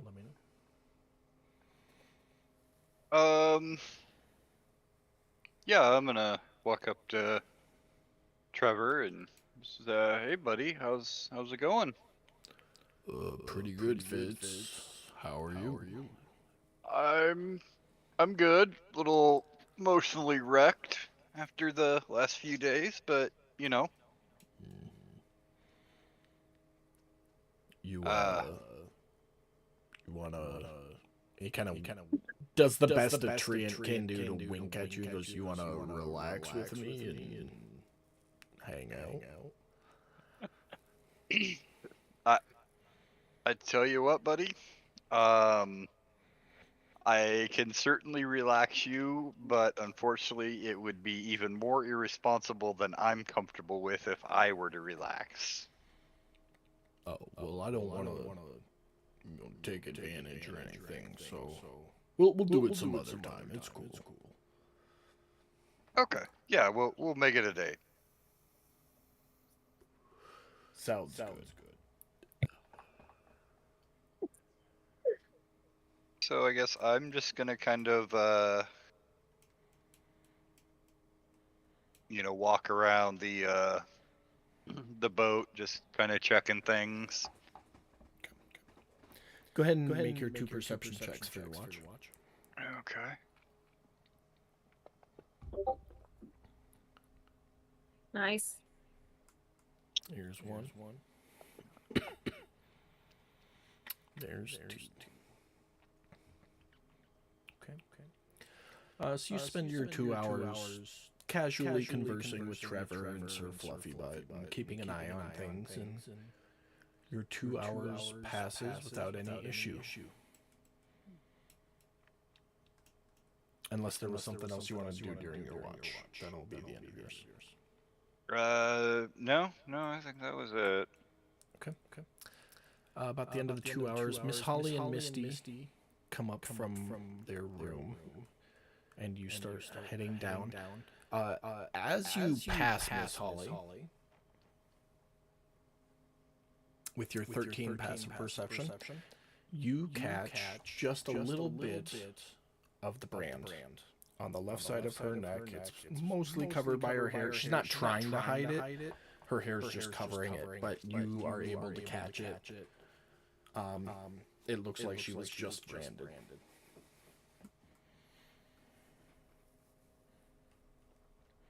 So it looks like you're making progress on the book.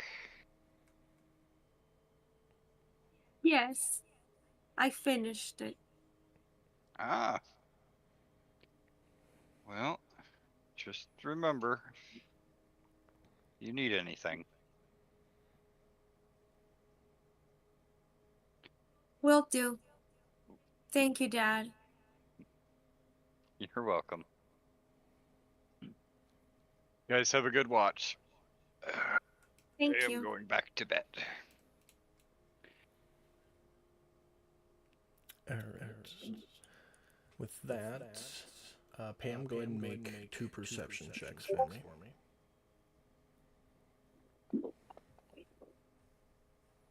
No. No. No. It's okay. Any conversation you want to have with Misty during your watch, or anything else you want to do. No, just asking her how everything was while we were gone. See if there was anything interesting going on. It was fine. You know, the dwarves did their thing, and I just kind of hung out and helped where I could, and Yundris gave me his daughter's bear, which our stuffed animal, which kept me company and kept me from missing you as bad. Okay, I'm glad to hear. Thank you for taking care of, Lyra. And thank you for everything you've been doing. I'm glad to hear. Thank you for coming back. Of course. Anything else you want to do on your watch? No. Okay. Your watch comes to an end without issue. Yundris and Hamish come up to relieve you. As you pass each other, Yundris, you would notice the brand on the side of Miss Holly's neck, but you have no idea what it means.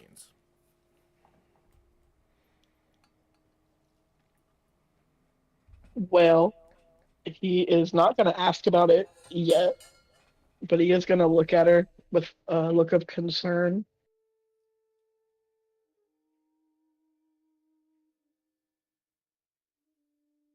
Yandris, are you alright? Yeah, fine. Are you all right?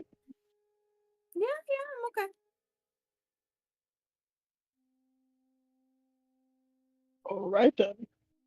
You are relieved from your duties. Yeah. Alrighty.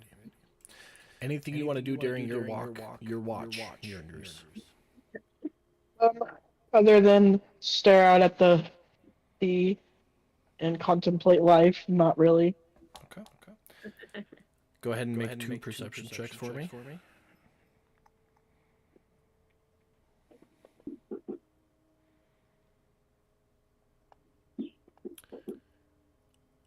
Nice. I love that you guys are burning all your nat 20s on watch rolls. I appreciate that. Yo. But your watch goes off without any issues. And you start to see the sun creep over the horizon. When the time comes, you wake everybody up. Awaken! I say awaken.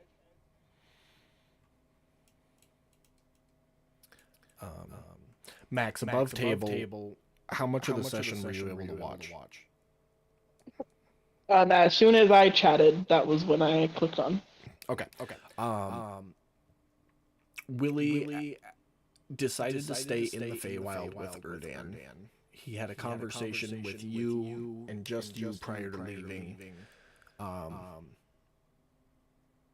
Basically asking your permission and explaining that he's wild, he belongs to the wilds, and he found the wilds, and he really feels like he should stay here in the wilds. And you weren't here, so I just kind of made it so you argued with him for a bit, but eventually agreed. With a big embrace prior to him actually departing. And then you would have been there for Fennen's introduction by Erdan.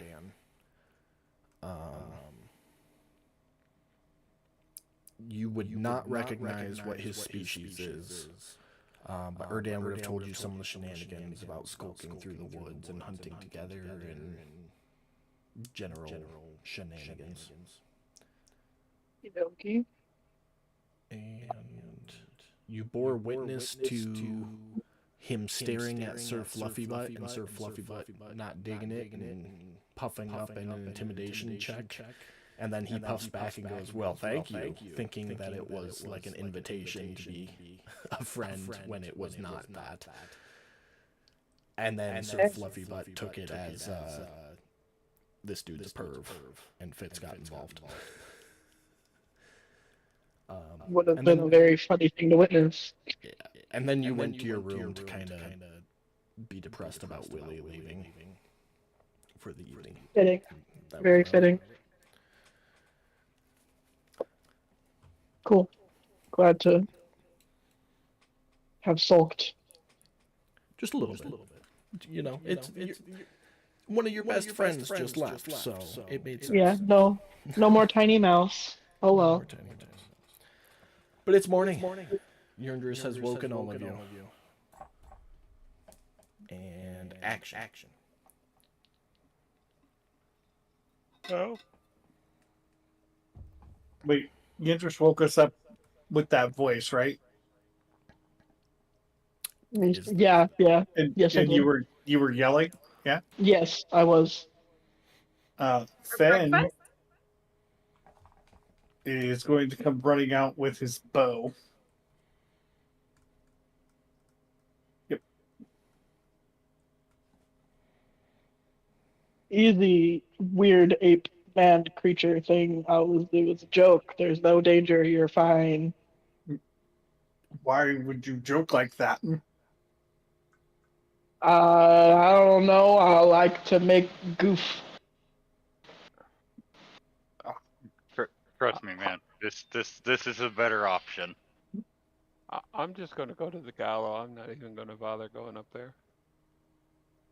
Go look for coffee or something that resembles coffee. Yeah. Ben Yeah, will there's some mud sludge in there. Yeah. mud sludge. Guys, I don't know if anybody has thought about this.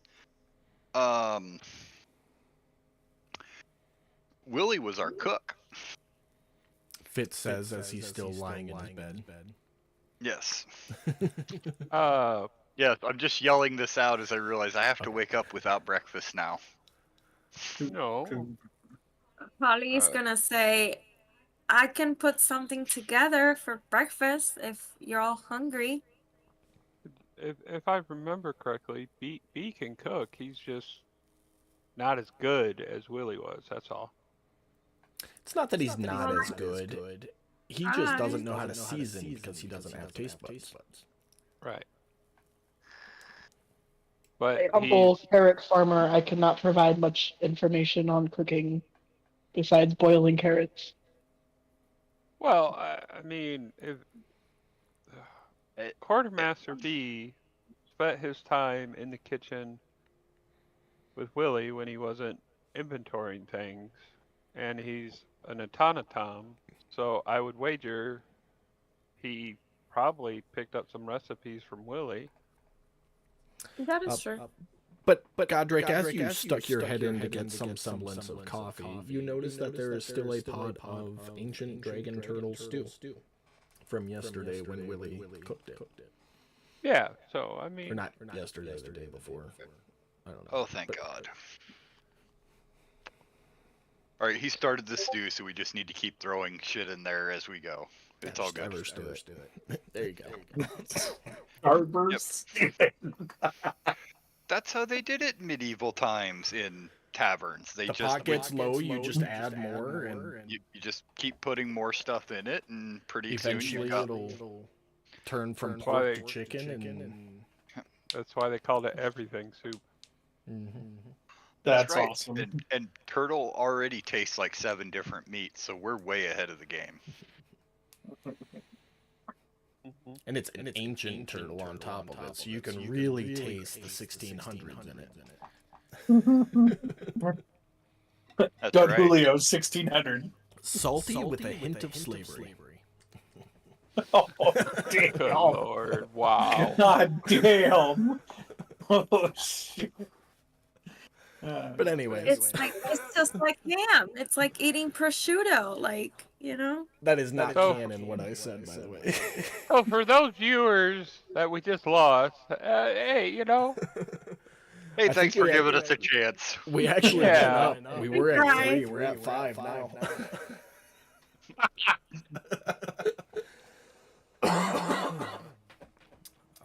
Well, I No, can- Great. Now we know our target Quartermaster audience. Quartermaster B has prepared a humble breakfast. some eggs. There's some of that stew left over. There's some bread and some mud sludge, which is a semblance of coffee, which is really thick and gritty. Yeah, that doesn't surprise me. But the food's there if you guys want it. Otherwise, what else are you up to? That'll eat some. And he. Go ahead, Fitz. I say Fitz will eat some. He was a soldier, so you could put a shoe sole in with a little bit of broth, and he'd be okay. While eating breakfast, Yundris, this is the first real opportunity you have to talk to Fennin if there was anything you wanted to be said.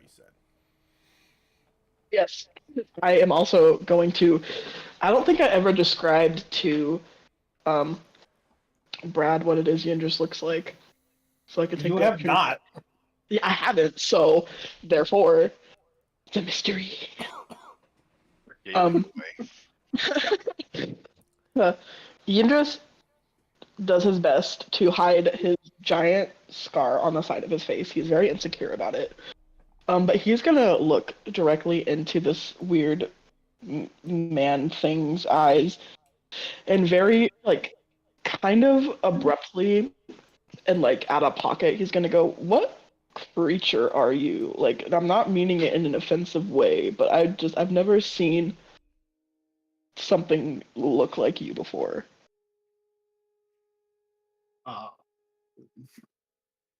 You have never seen a bugbear before? Not that I can recall. I'm from a small village. As soon as he says bugbear, you recognize the name. But where you come from, the only bugbears that exist are on a different continent, far to the south, and they all belong to roving tribal hordes.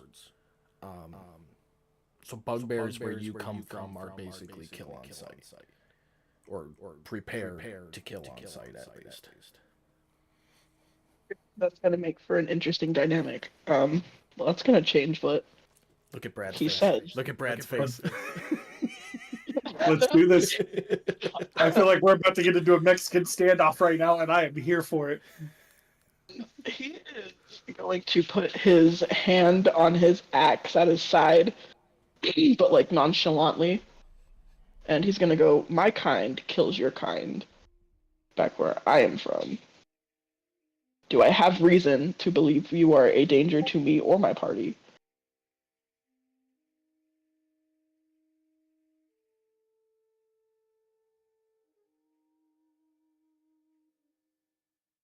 Really? You guys killed them?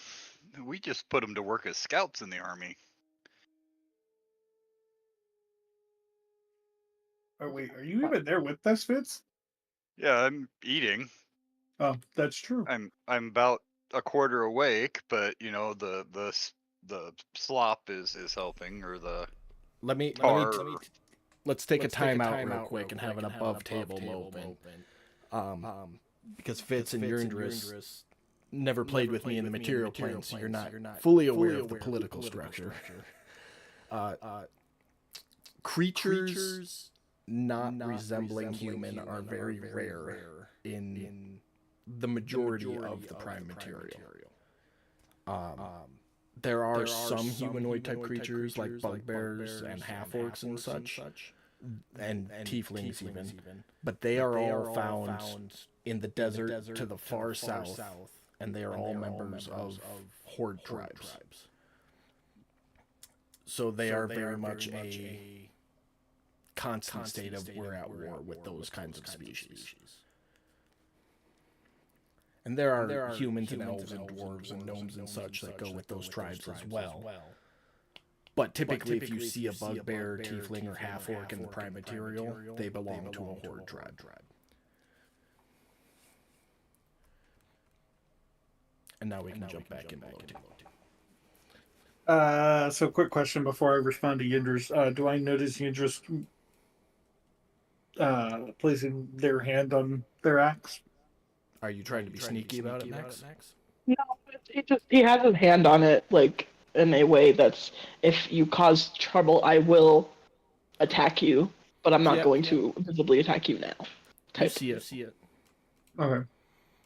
I would like to stealthily place my hand on one of my daggers and just break retention on it. Not pull it, but just, you know what I'm talking about. Okay. You make a stealth check. Anybody observing the conversation can make a perception check. Which I believe is everybody at this point. Hamish, roll a perception check. Wait, let me double Okay. check Like father, like daughter. here. You will get advantage on that, Brad. Okay. Yeah, that's what I was just going to ask. Okay. All right. Hamish would not get advantage on that. He only gets advantage if it's smell based. It's without advantage because he has a +7. I didn't click the advantage button. It's just that's what it rolled as. Okay. Now, I would argue if that's a well cared for dagger, it probably has a layer of oil on it to allow it to slide in and out silently. And that would give him a chance to smell the oil. But you're assuming that it's a well cared for dagger. That and you all use oil to care for your weapons. Hey, it was a stretch. I just No.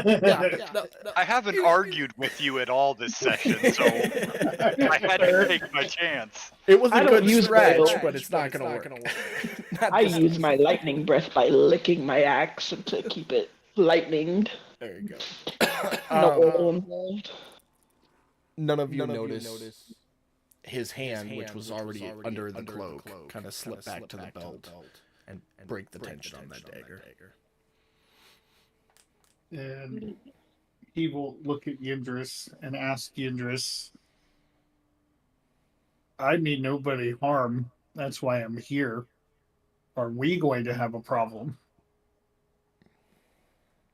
We will not have any issues unless you A, hurt me or my shadow friend, or if you hurt any one of these lovely beings that surround me.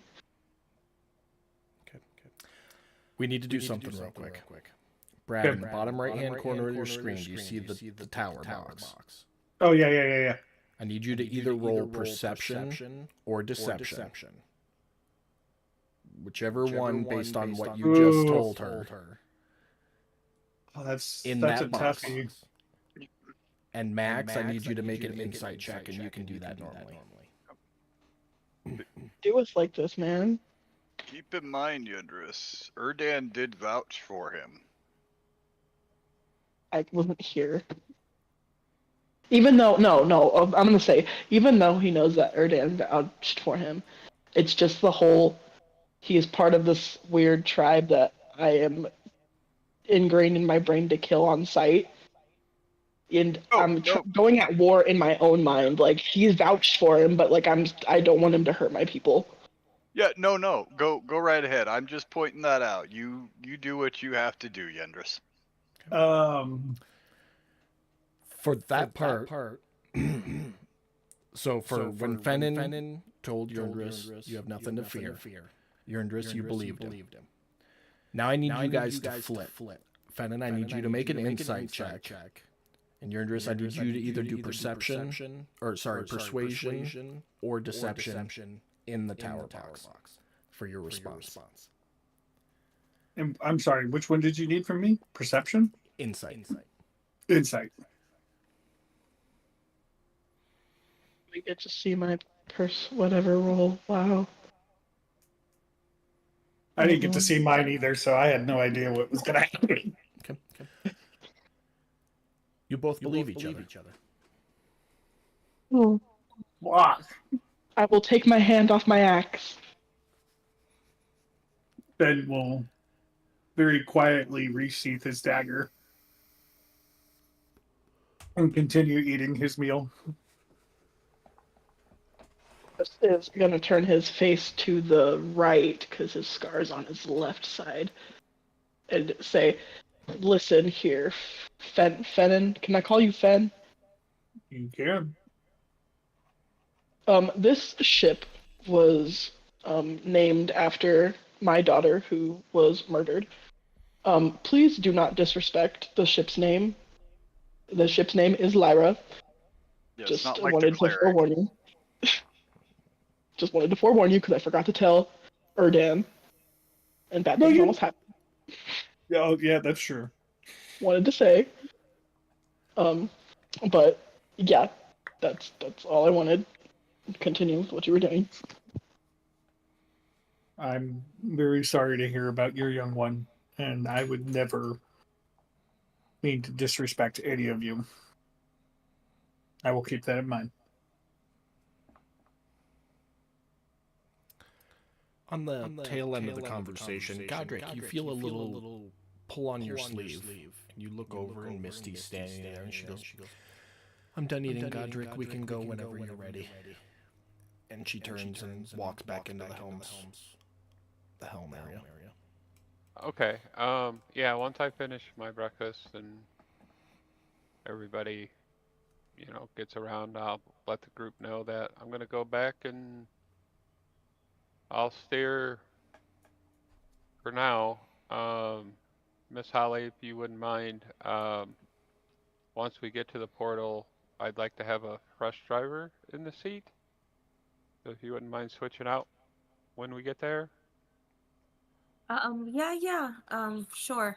So that'll give you the day to do whatever you want to do and then, rest up or whatever you need to do.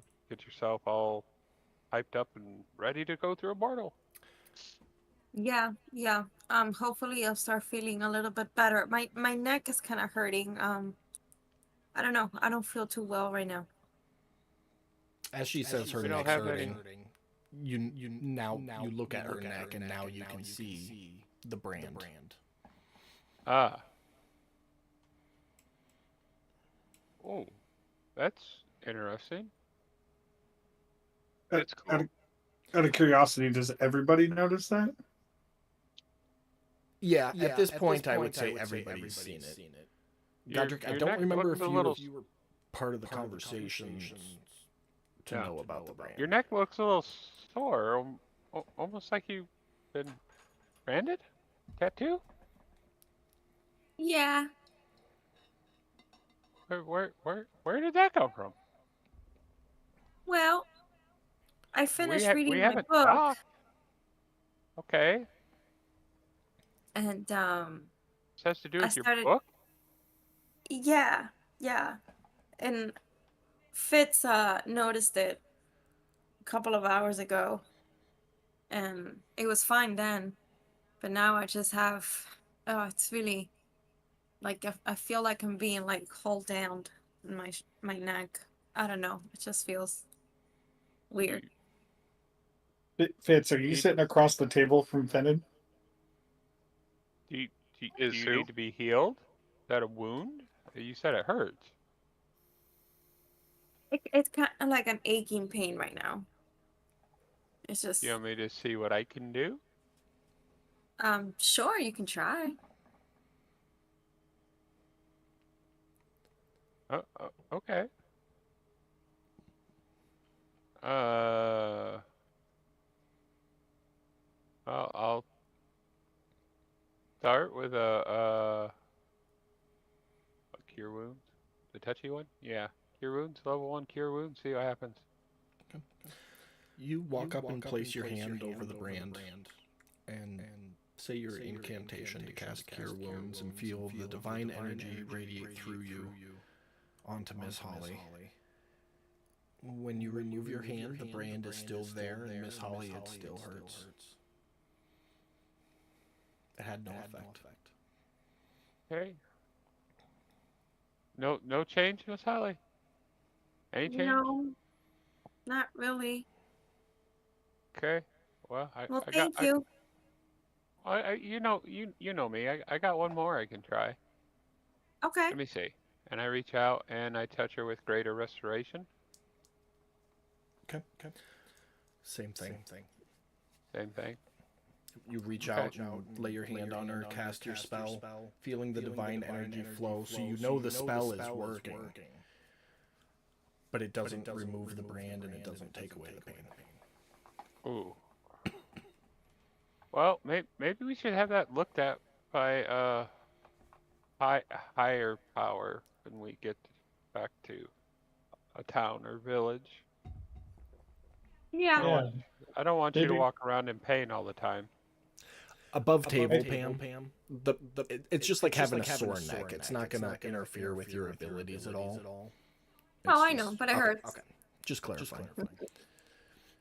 Yeah. It's okay. Thank you, Godric, for trying. We'll probably see someone and see All what's right. up. Sounds I good. think we should.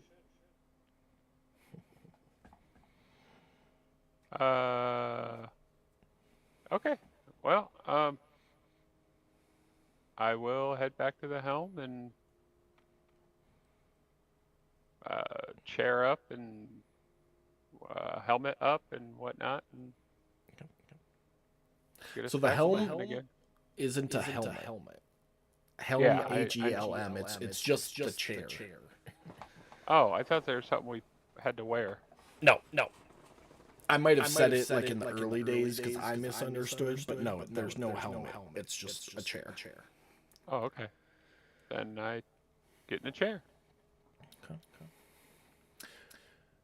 You taking off? Yep. Okay.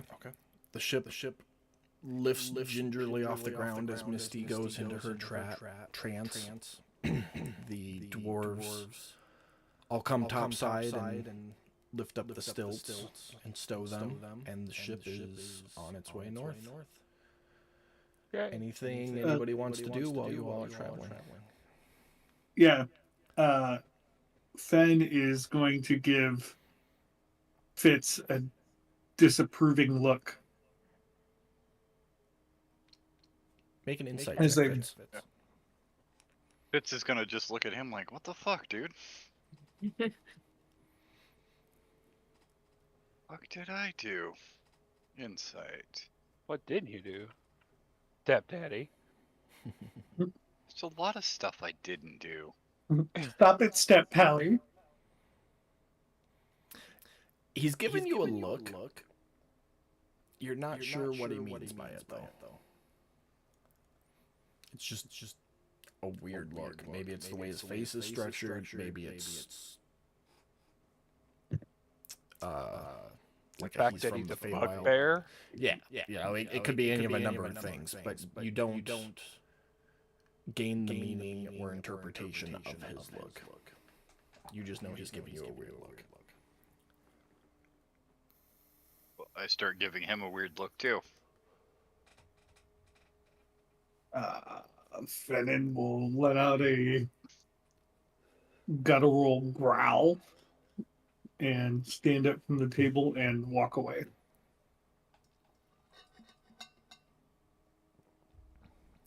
He'll go up to the main deck. I thought you guys were on the main deck. Oh, never mind. I guess we are. I assumed we were down in the galley eating breakfast. My bad. He will just go over here then. I'm gonna look at everyone else and go, well, I think that went well. Why does he have such an angry face all the time? It's so ugly. Make a perception check, Fennin. Oh, it's gonna be so hard to play this. Out of curiosity, under perception, it says 21. Does that count for anything? What? So on the main tab, if you look at my character sheet, His passive perception Oh, that's your is passive. 21. Yeah, that's Yeah. your. I'm not even trying. So yeah, you hear Yurndris say you have an ugly face. he's just gonna be like, "It's not as ugly as yours," as he walks off. Oh, Yindris is gonna chase after you. You catch up to him. We'll say right there. You kids play nice. Ollie's is like I want to see what's going on. This is fun. Is how tall is Fennon? He is a little bit over 6 feet. Just He's a not hair quite as over big as 6 feet, because I think Yeah. Erdan was like 6'4", something like that. Yeah. He's a little bit shorter than or shorter, I should say. I'm gonna look down at you because I'm 6'11". And I'm gonna. Yindris is gonna go. What the fuck did you just say about my face? He's just gonna look back up at you, no expression, no anything, and just without even hesitation, just say the same thing you said about my face.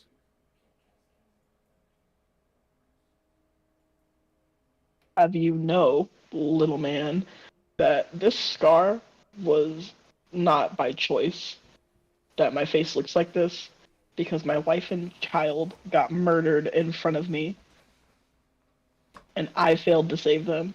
So this fucking face is a constant reminder about my failures as a man and as a husband and as a father. So if you have something to say about my face, say it to me directly and not walk away like a coward. And then he is going to walk off to somewhere. And it's just gonna be like, this is the Feywild. You're not the only one who had it hard. He said hard. He's a little weak at Godric.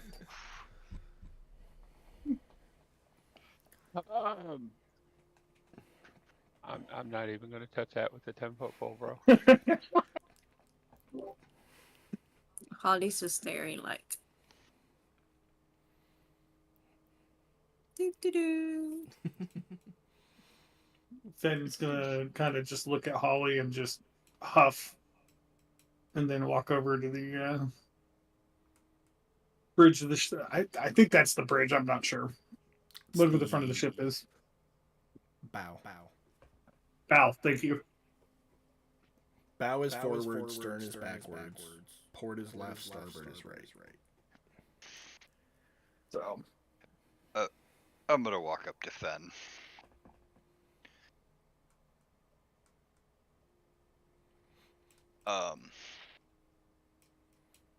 Try not to take it personally. He has some things that he's still kind of working through, and sometimes he forgets that we as a group are a safe space, and like anything, it's a work in progress. He's still touchy about certain things, so as I said before, your friend would be wise to remember that this is the Fae that we're in. I know we're leaving, but the Fae is not kind to those in it. no, it's not. And on that note, dude, I would like to give you a little bit of a heads up where we're going. Your race is generally considered an enemy to most of the the elves, humans, dwarves, gnomes, those type of things. So you're probably gonna get some hate. Fennon, you would recognize dwarves and elves.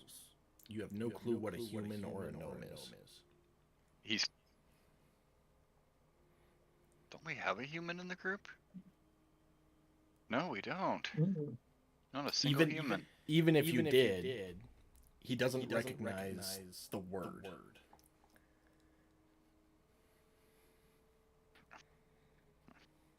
Who man and why does who man exist? Yeah, exactly.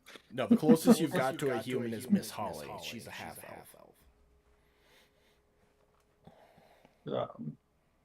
Ben will reply with, I appreciate the information, although I don't know what these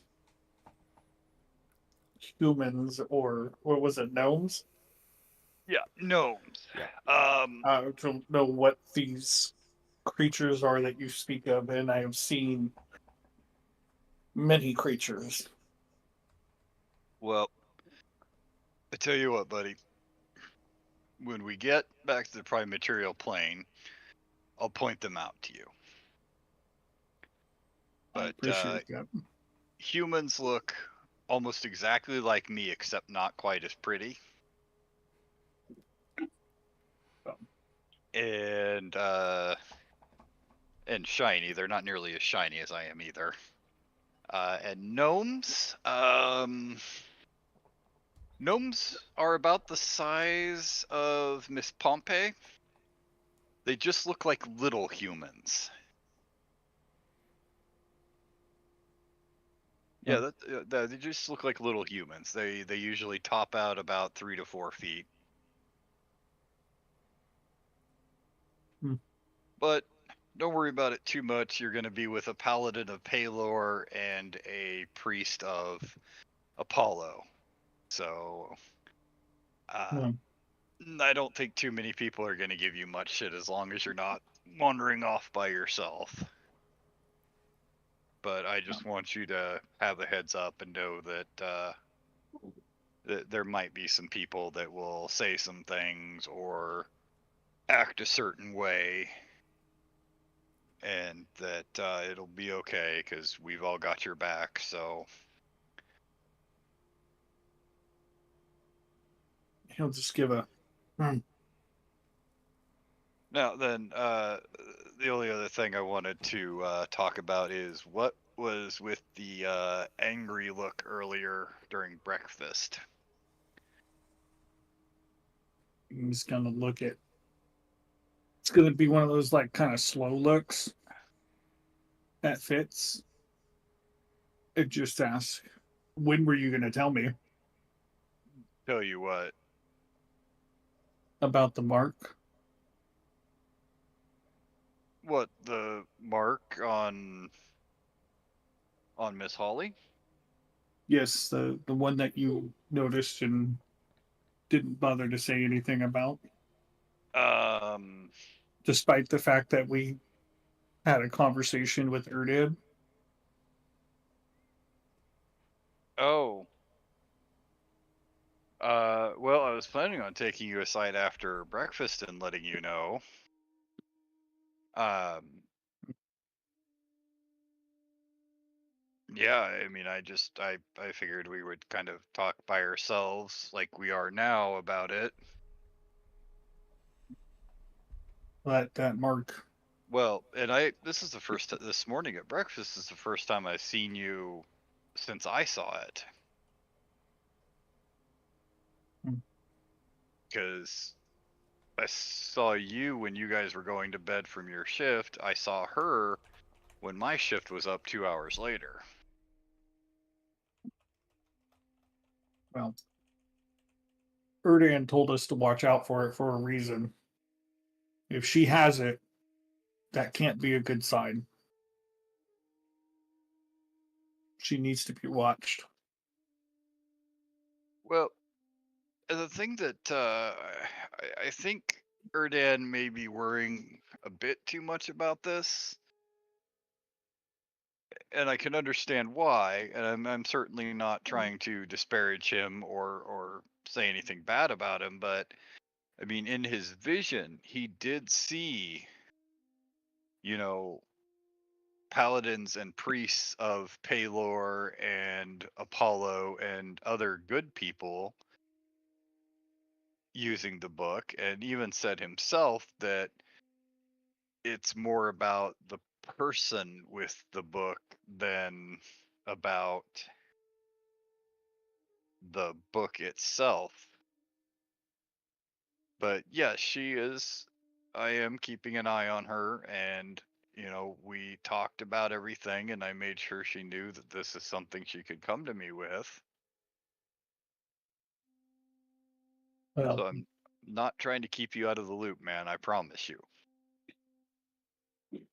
Gurdon said that with the book, good people do good things and bad people do bad things. I guess that's true of most things. However, he did say, and actually, yeah, above table, before I say this real quick, did he say anything about the book great power, or am I misinterpreting that? The book was possessed by both good and evil creatures, each of which adding their own entries. So the book is it's considered a book of power, but the type of power is dependent on the user. Right. Okay. I was just clarifying that we know that it gives great power, basically. It's Yes, up to but the you don't. user on how they use it. Yep, and you don't know what kind of power. Okay. All right. I just want to make sure I had that clear before I said what I was going to say. Um, but Fenton is going to look at Fitz and say, "Do you really truly know Miss Holly with this power?"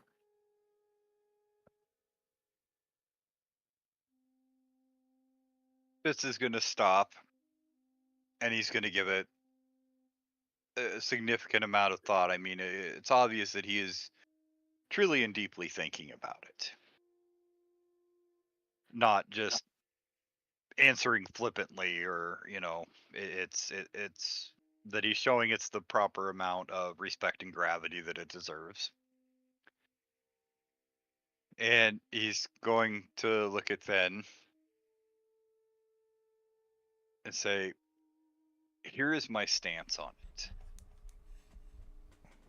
The book and the power itself is not good or evil. It's up to the person wielding it. And I know Miss Holly well enough to know that she will use that power to protect her friends and loved ones in her world. Now, I cannot say 100% that everything she will do with that power is 100% good. But I do know that even if she does something awful with it, it will be in the name of the greater good. Hmm. So, yes, maybe some bad guys will get tortured or something like that.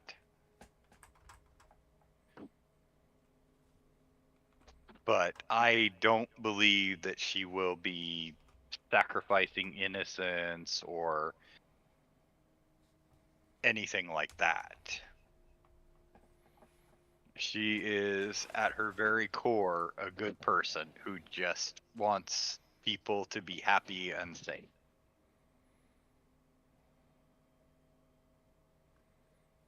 I hope you're right. And he'll go back to looking over the bow of the ship.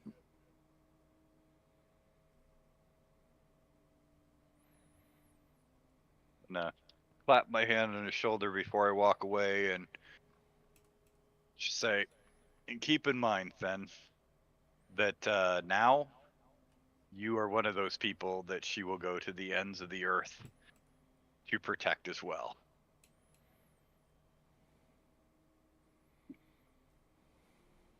And then I'm just going to walk away and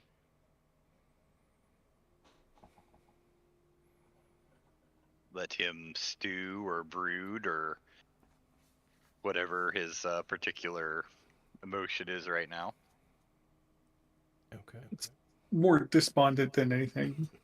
As Fitz walks away, though, very quietly, not enough for Fitz to hear. He's just gonna say, "That's what I'm afraid of." Make a stealth check, and Fitz make a perception check. No advantage on that, Brad. You want it in the little box or no? Yeah, just in the chat box. Oh, in the chat box. All right, let's see what you got. Oh, not the tower box, the chat box. Oh. Oh shit! I can't even get a 26. It's all good. It's all good. You don't hear him. Yeah. No, I.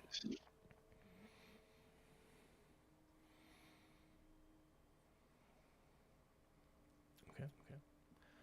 If nobody's got anything else, the day carries on, sailing out over the ocean, the land becoming smaller and smaller, and then eventually disappearing over the horizon. Fill your day with casual conversation, daydreaming about being home. I'm gonna make sure I get Sir Fluffy Butt his carrots. Okay. You do that. And evening approaches. The sun creeping steadily towards the horizon. And at one point, while you're all up on the main deck somewhere, Madame Pompey comes up and starts scanning off the front of the ship. And after a moment or two, she goes, "There it is." And you look, and you can see not a full-on whirlpool, but definitely like a circular motion in the surface of the water around a central point. It's there. It's in the center. The rift messes with the water. I steer the ship over there.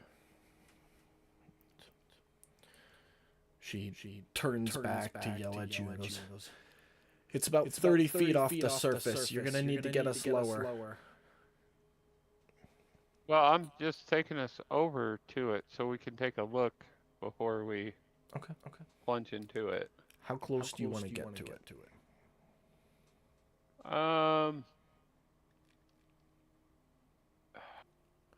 The whirlpool itself radiates out maybe 50 feet from the central point. Okay. And you're maybe 1,000 feet away from it right now. Okay, well, I'm gonna gauge from her last experience. Like, I remember the rift kind of took over and started pulling the ship in. So I want to try and get us to that point right before it starts pulling us in. Does that make sense? Okay.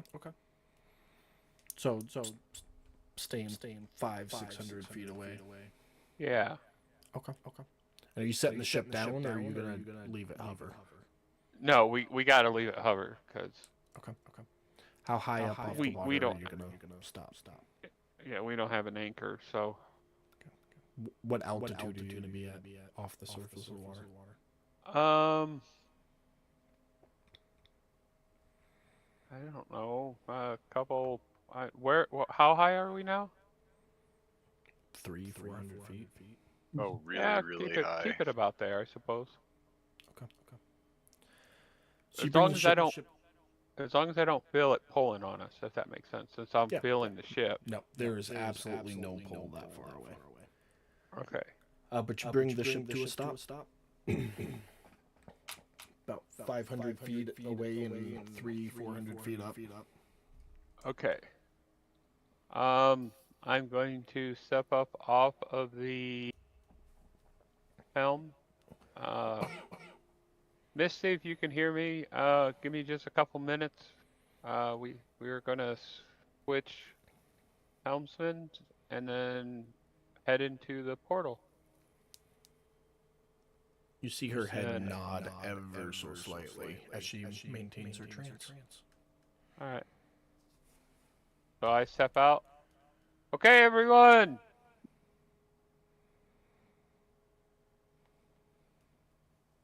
Everybody's come on up. So. Oh wait, there's Fitz. I know we're there.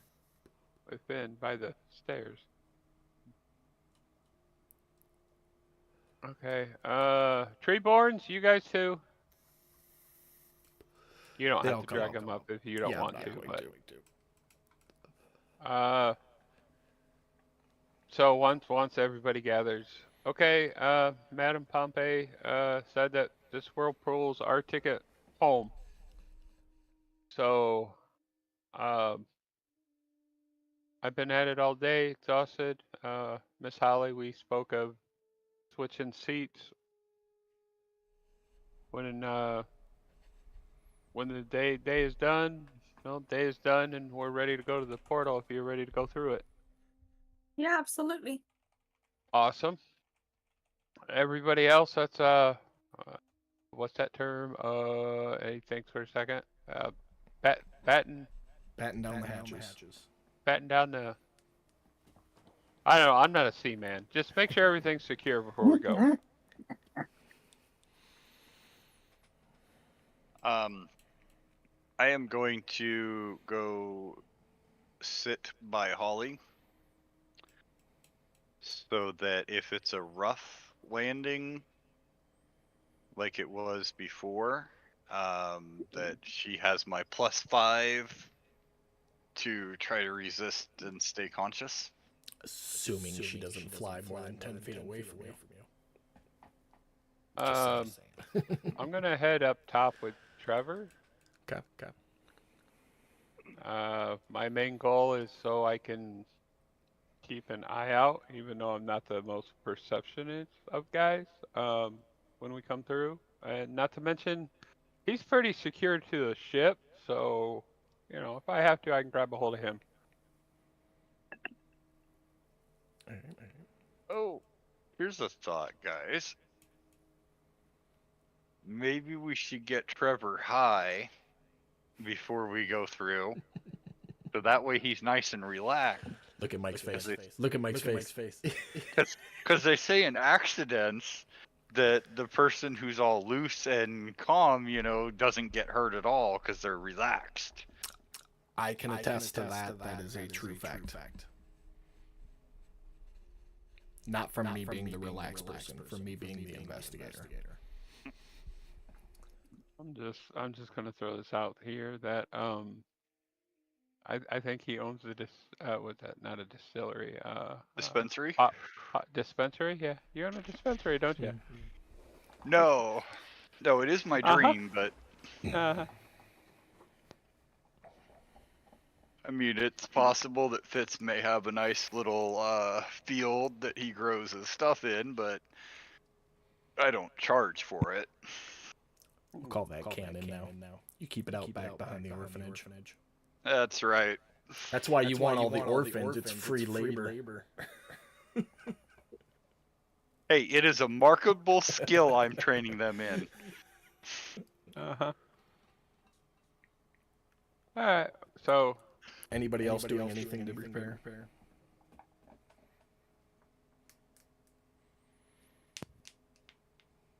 Ben is going to ask if they need him to do anything. He's never been on a ship. just if anything looks loose, try and secure it as best you can, and find some place that you can hold on to, just in case there's turbulence. I don't want to see you thrown off the ship. Okay. Yeah, everybody grab a rope, tie yourself off to something. Wow. As Miss Holly reattunes to the spell jamming helm, Godric, you can feel the ship taken away from you, for lack of a better term. And Pam, you're back in control of the ship with all of the senses that come with that. Okay. Last chance. Anybody else doing anything?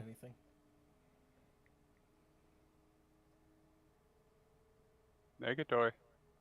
Just securing myself in, tying myself down with rope, I guess, like everybody else said. Okay. Pam, you start to... Oh, go ahead. I'm just gonna be, cheering Pam on. Holly, Holly. Trying to start a And he's wave. like, There's just me. thanks, Dad. You got it. Miss Don't- Holly, go ahead. Don't secure her to the chair by her chest. That's not nice. Not that kind of rope work. Oh my God. Jesus Christ.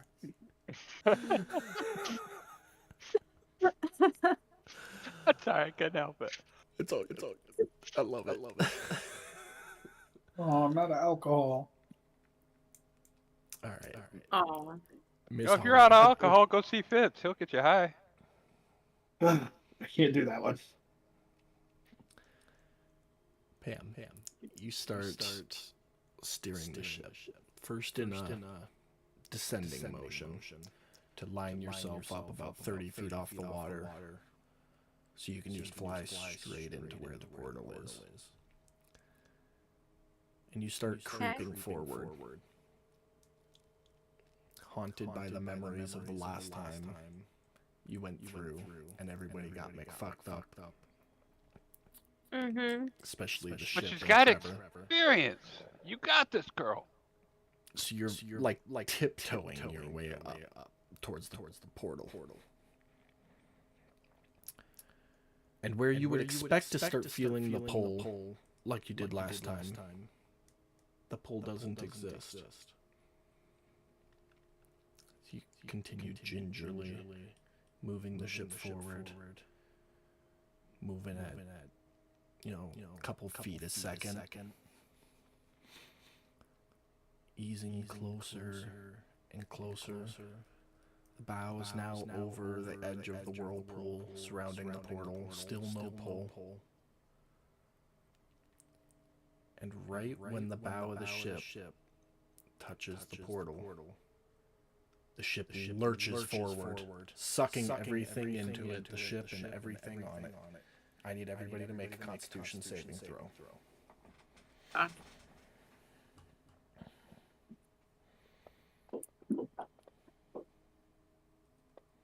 You said Constitution saving throw? Yep. Mm-hmm.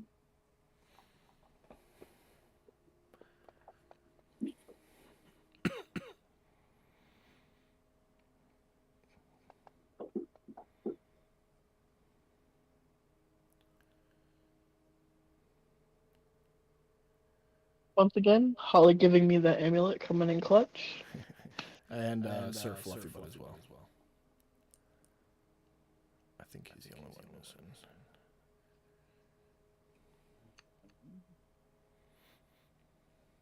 Roll one for big dick energy. No, we don't need one from him. Okay. He should be secure down in the.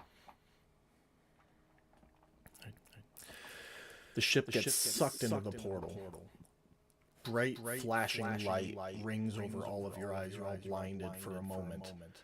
You can see stars ripping past the ship. Balls of fire. Balls of water. Balls of all the elements just ripping past the ship.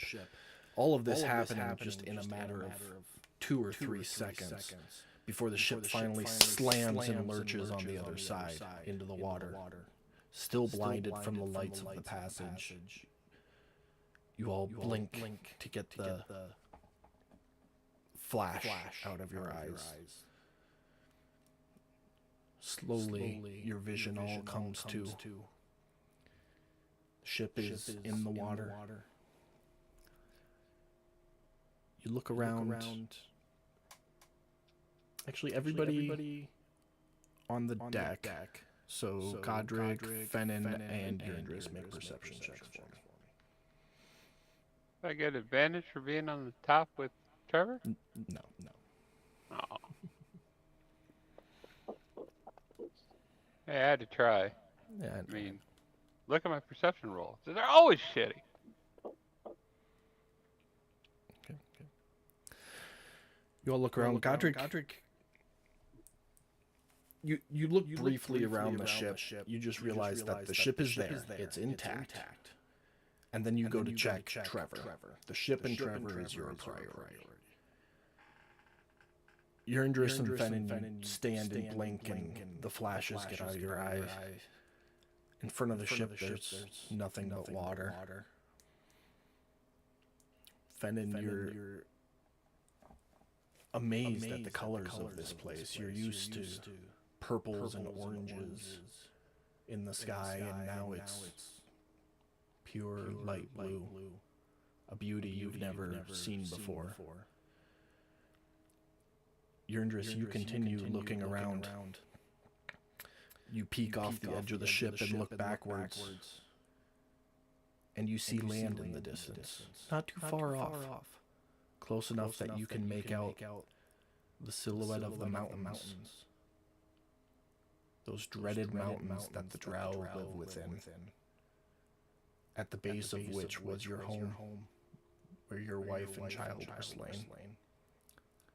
And you can even see the small port village along the shore that you used to do your trading in. How far away would you say it is? Maybe a half-day sail. If that. Are we heading in that direction? It is behind the ship currently. Okay. But as you see this, and the rage in your blood starts to fill, Fitz, smelling the familiar sea smell. You didn't realize that sea smells different in different planes. You're instantly reminded of home, of your wife, of your child orphans, and how long it's been since you were whisked away after that night battling with Lorat. And the thought crosses your mind for the first time in probably a couple of weeks. What have they been doing? And we will pick up there next time. Bye. We are through the portal. We didn't crash. Woo! Whee! Definitely I easier the didn't second cry time around. Whee! See, Exciting. I told you could do it. Whee! Good stuff. Yeah, big time. Well, everyone, thank you for coming to watch the stream tonight, concluding Act 2, Journey Through the Feywild, and starting into Act 3, back in the material world. Join us Sunday for the next episode of Waters of the Deep, and we'll see you back here next Friday for the next installment of Lord Z's Fantastical Dungeon. Have a good night, have a good week, and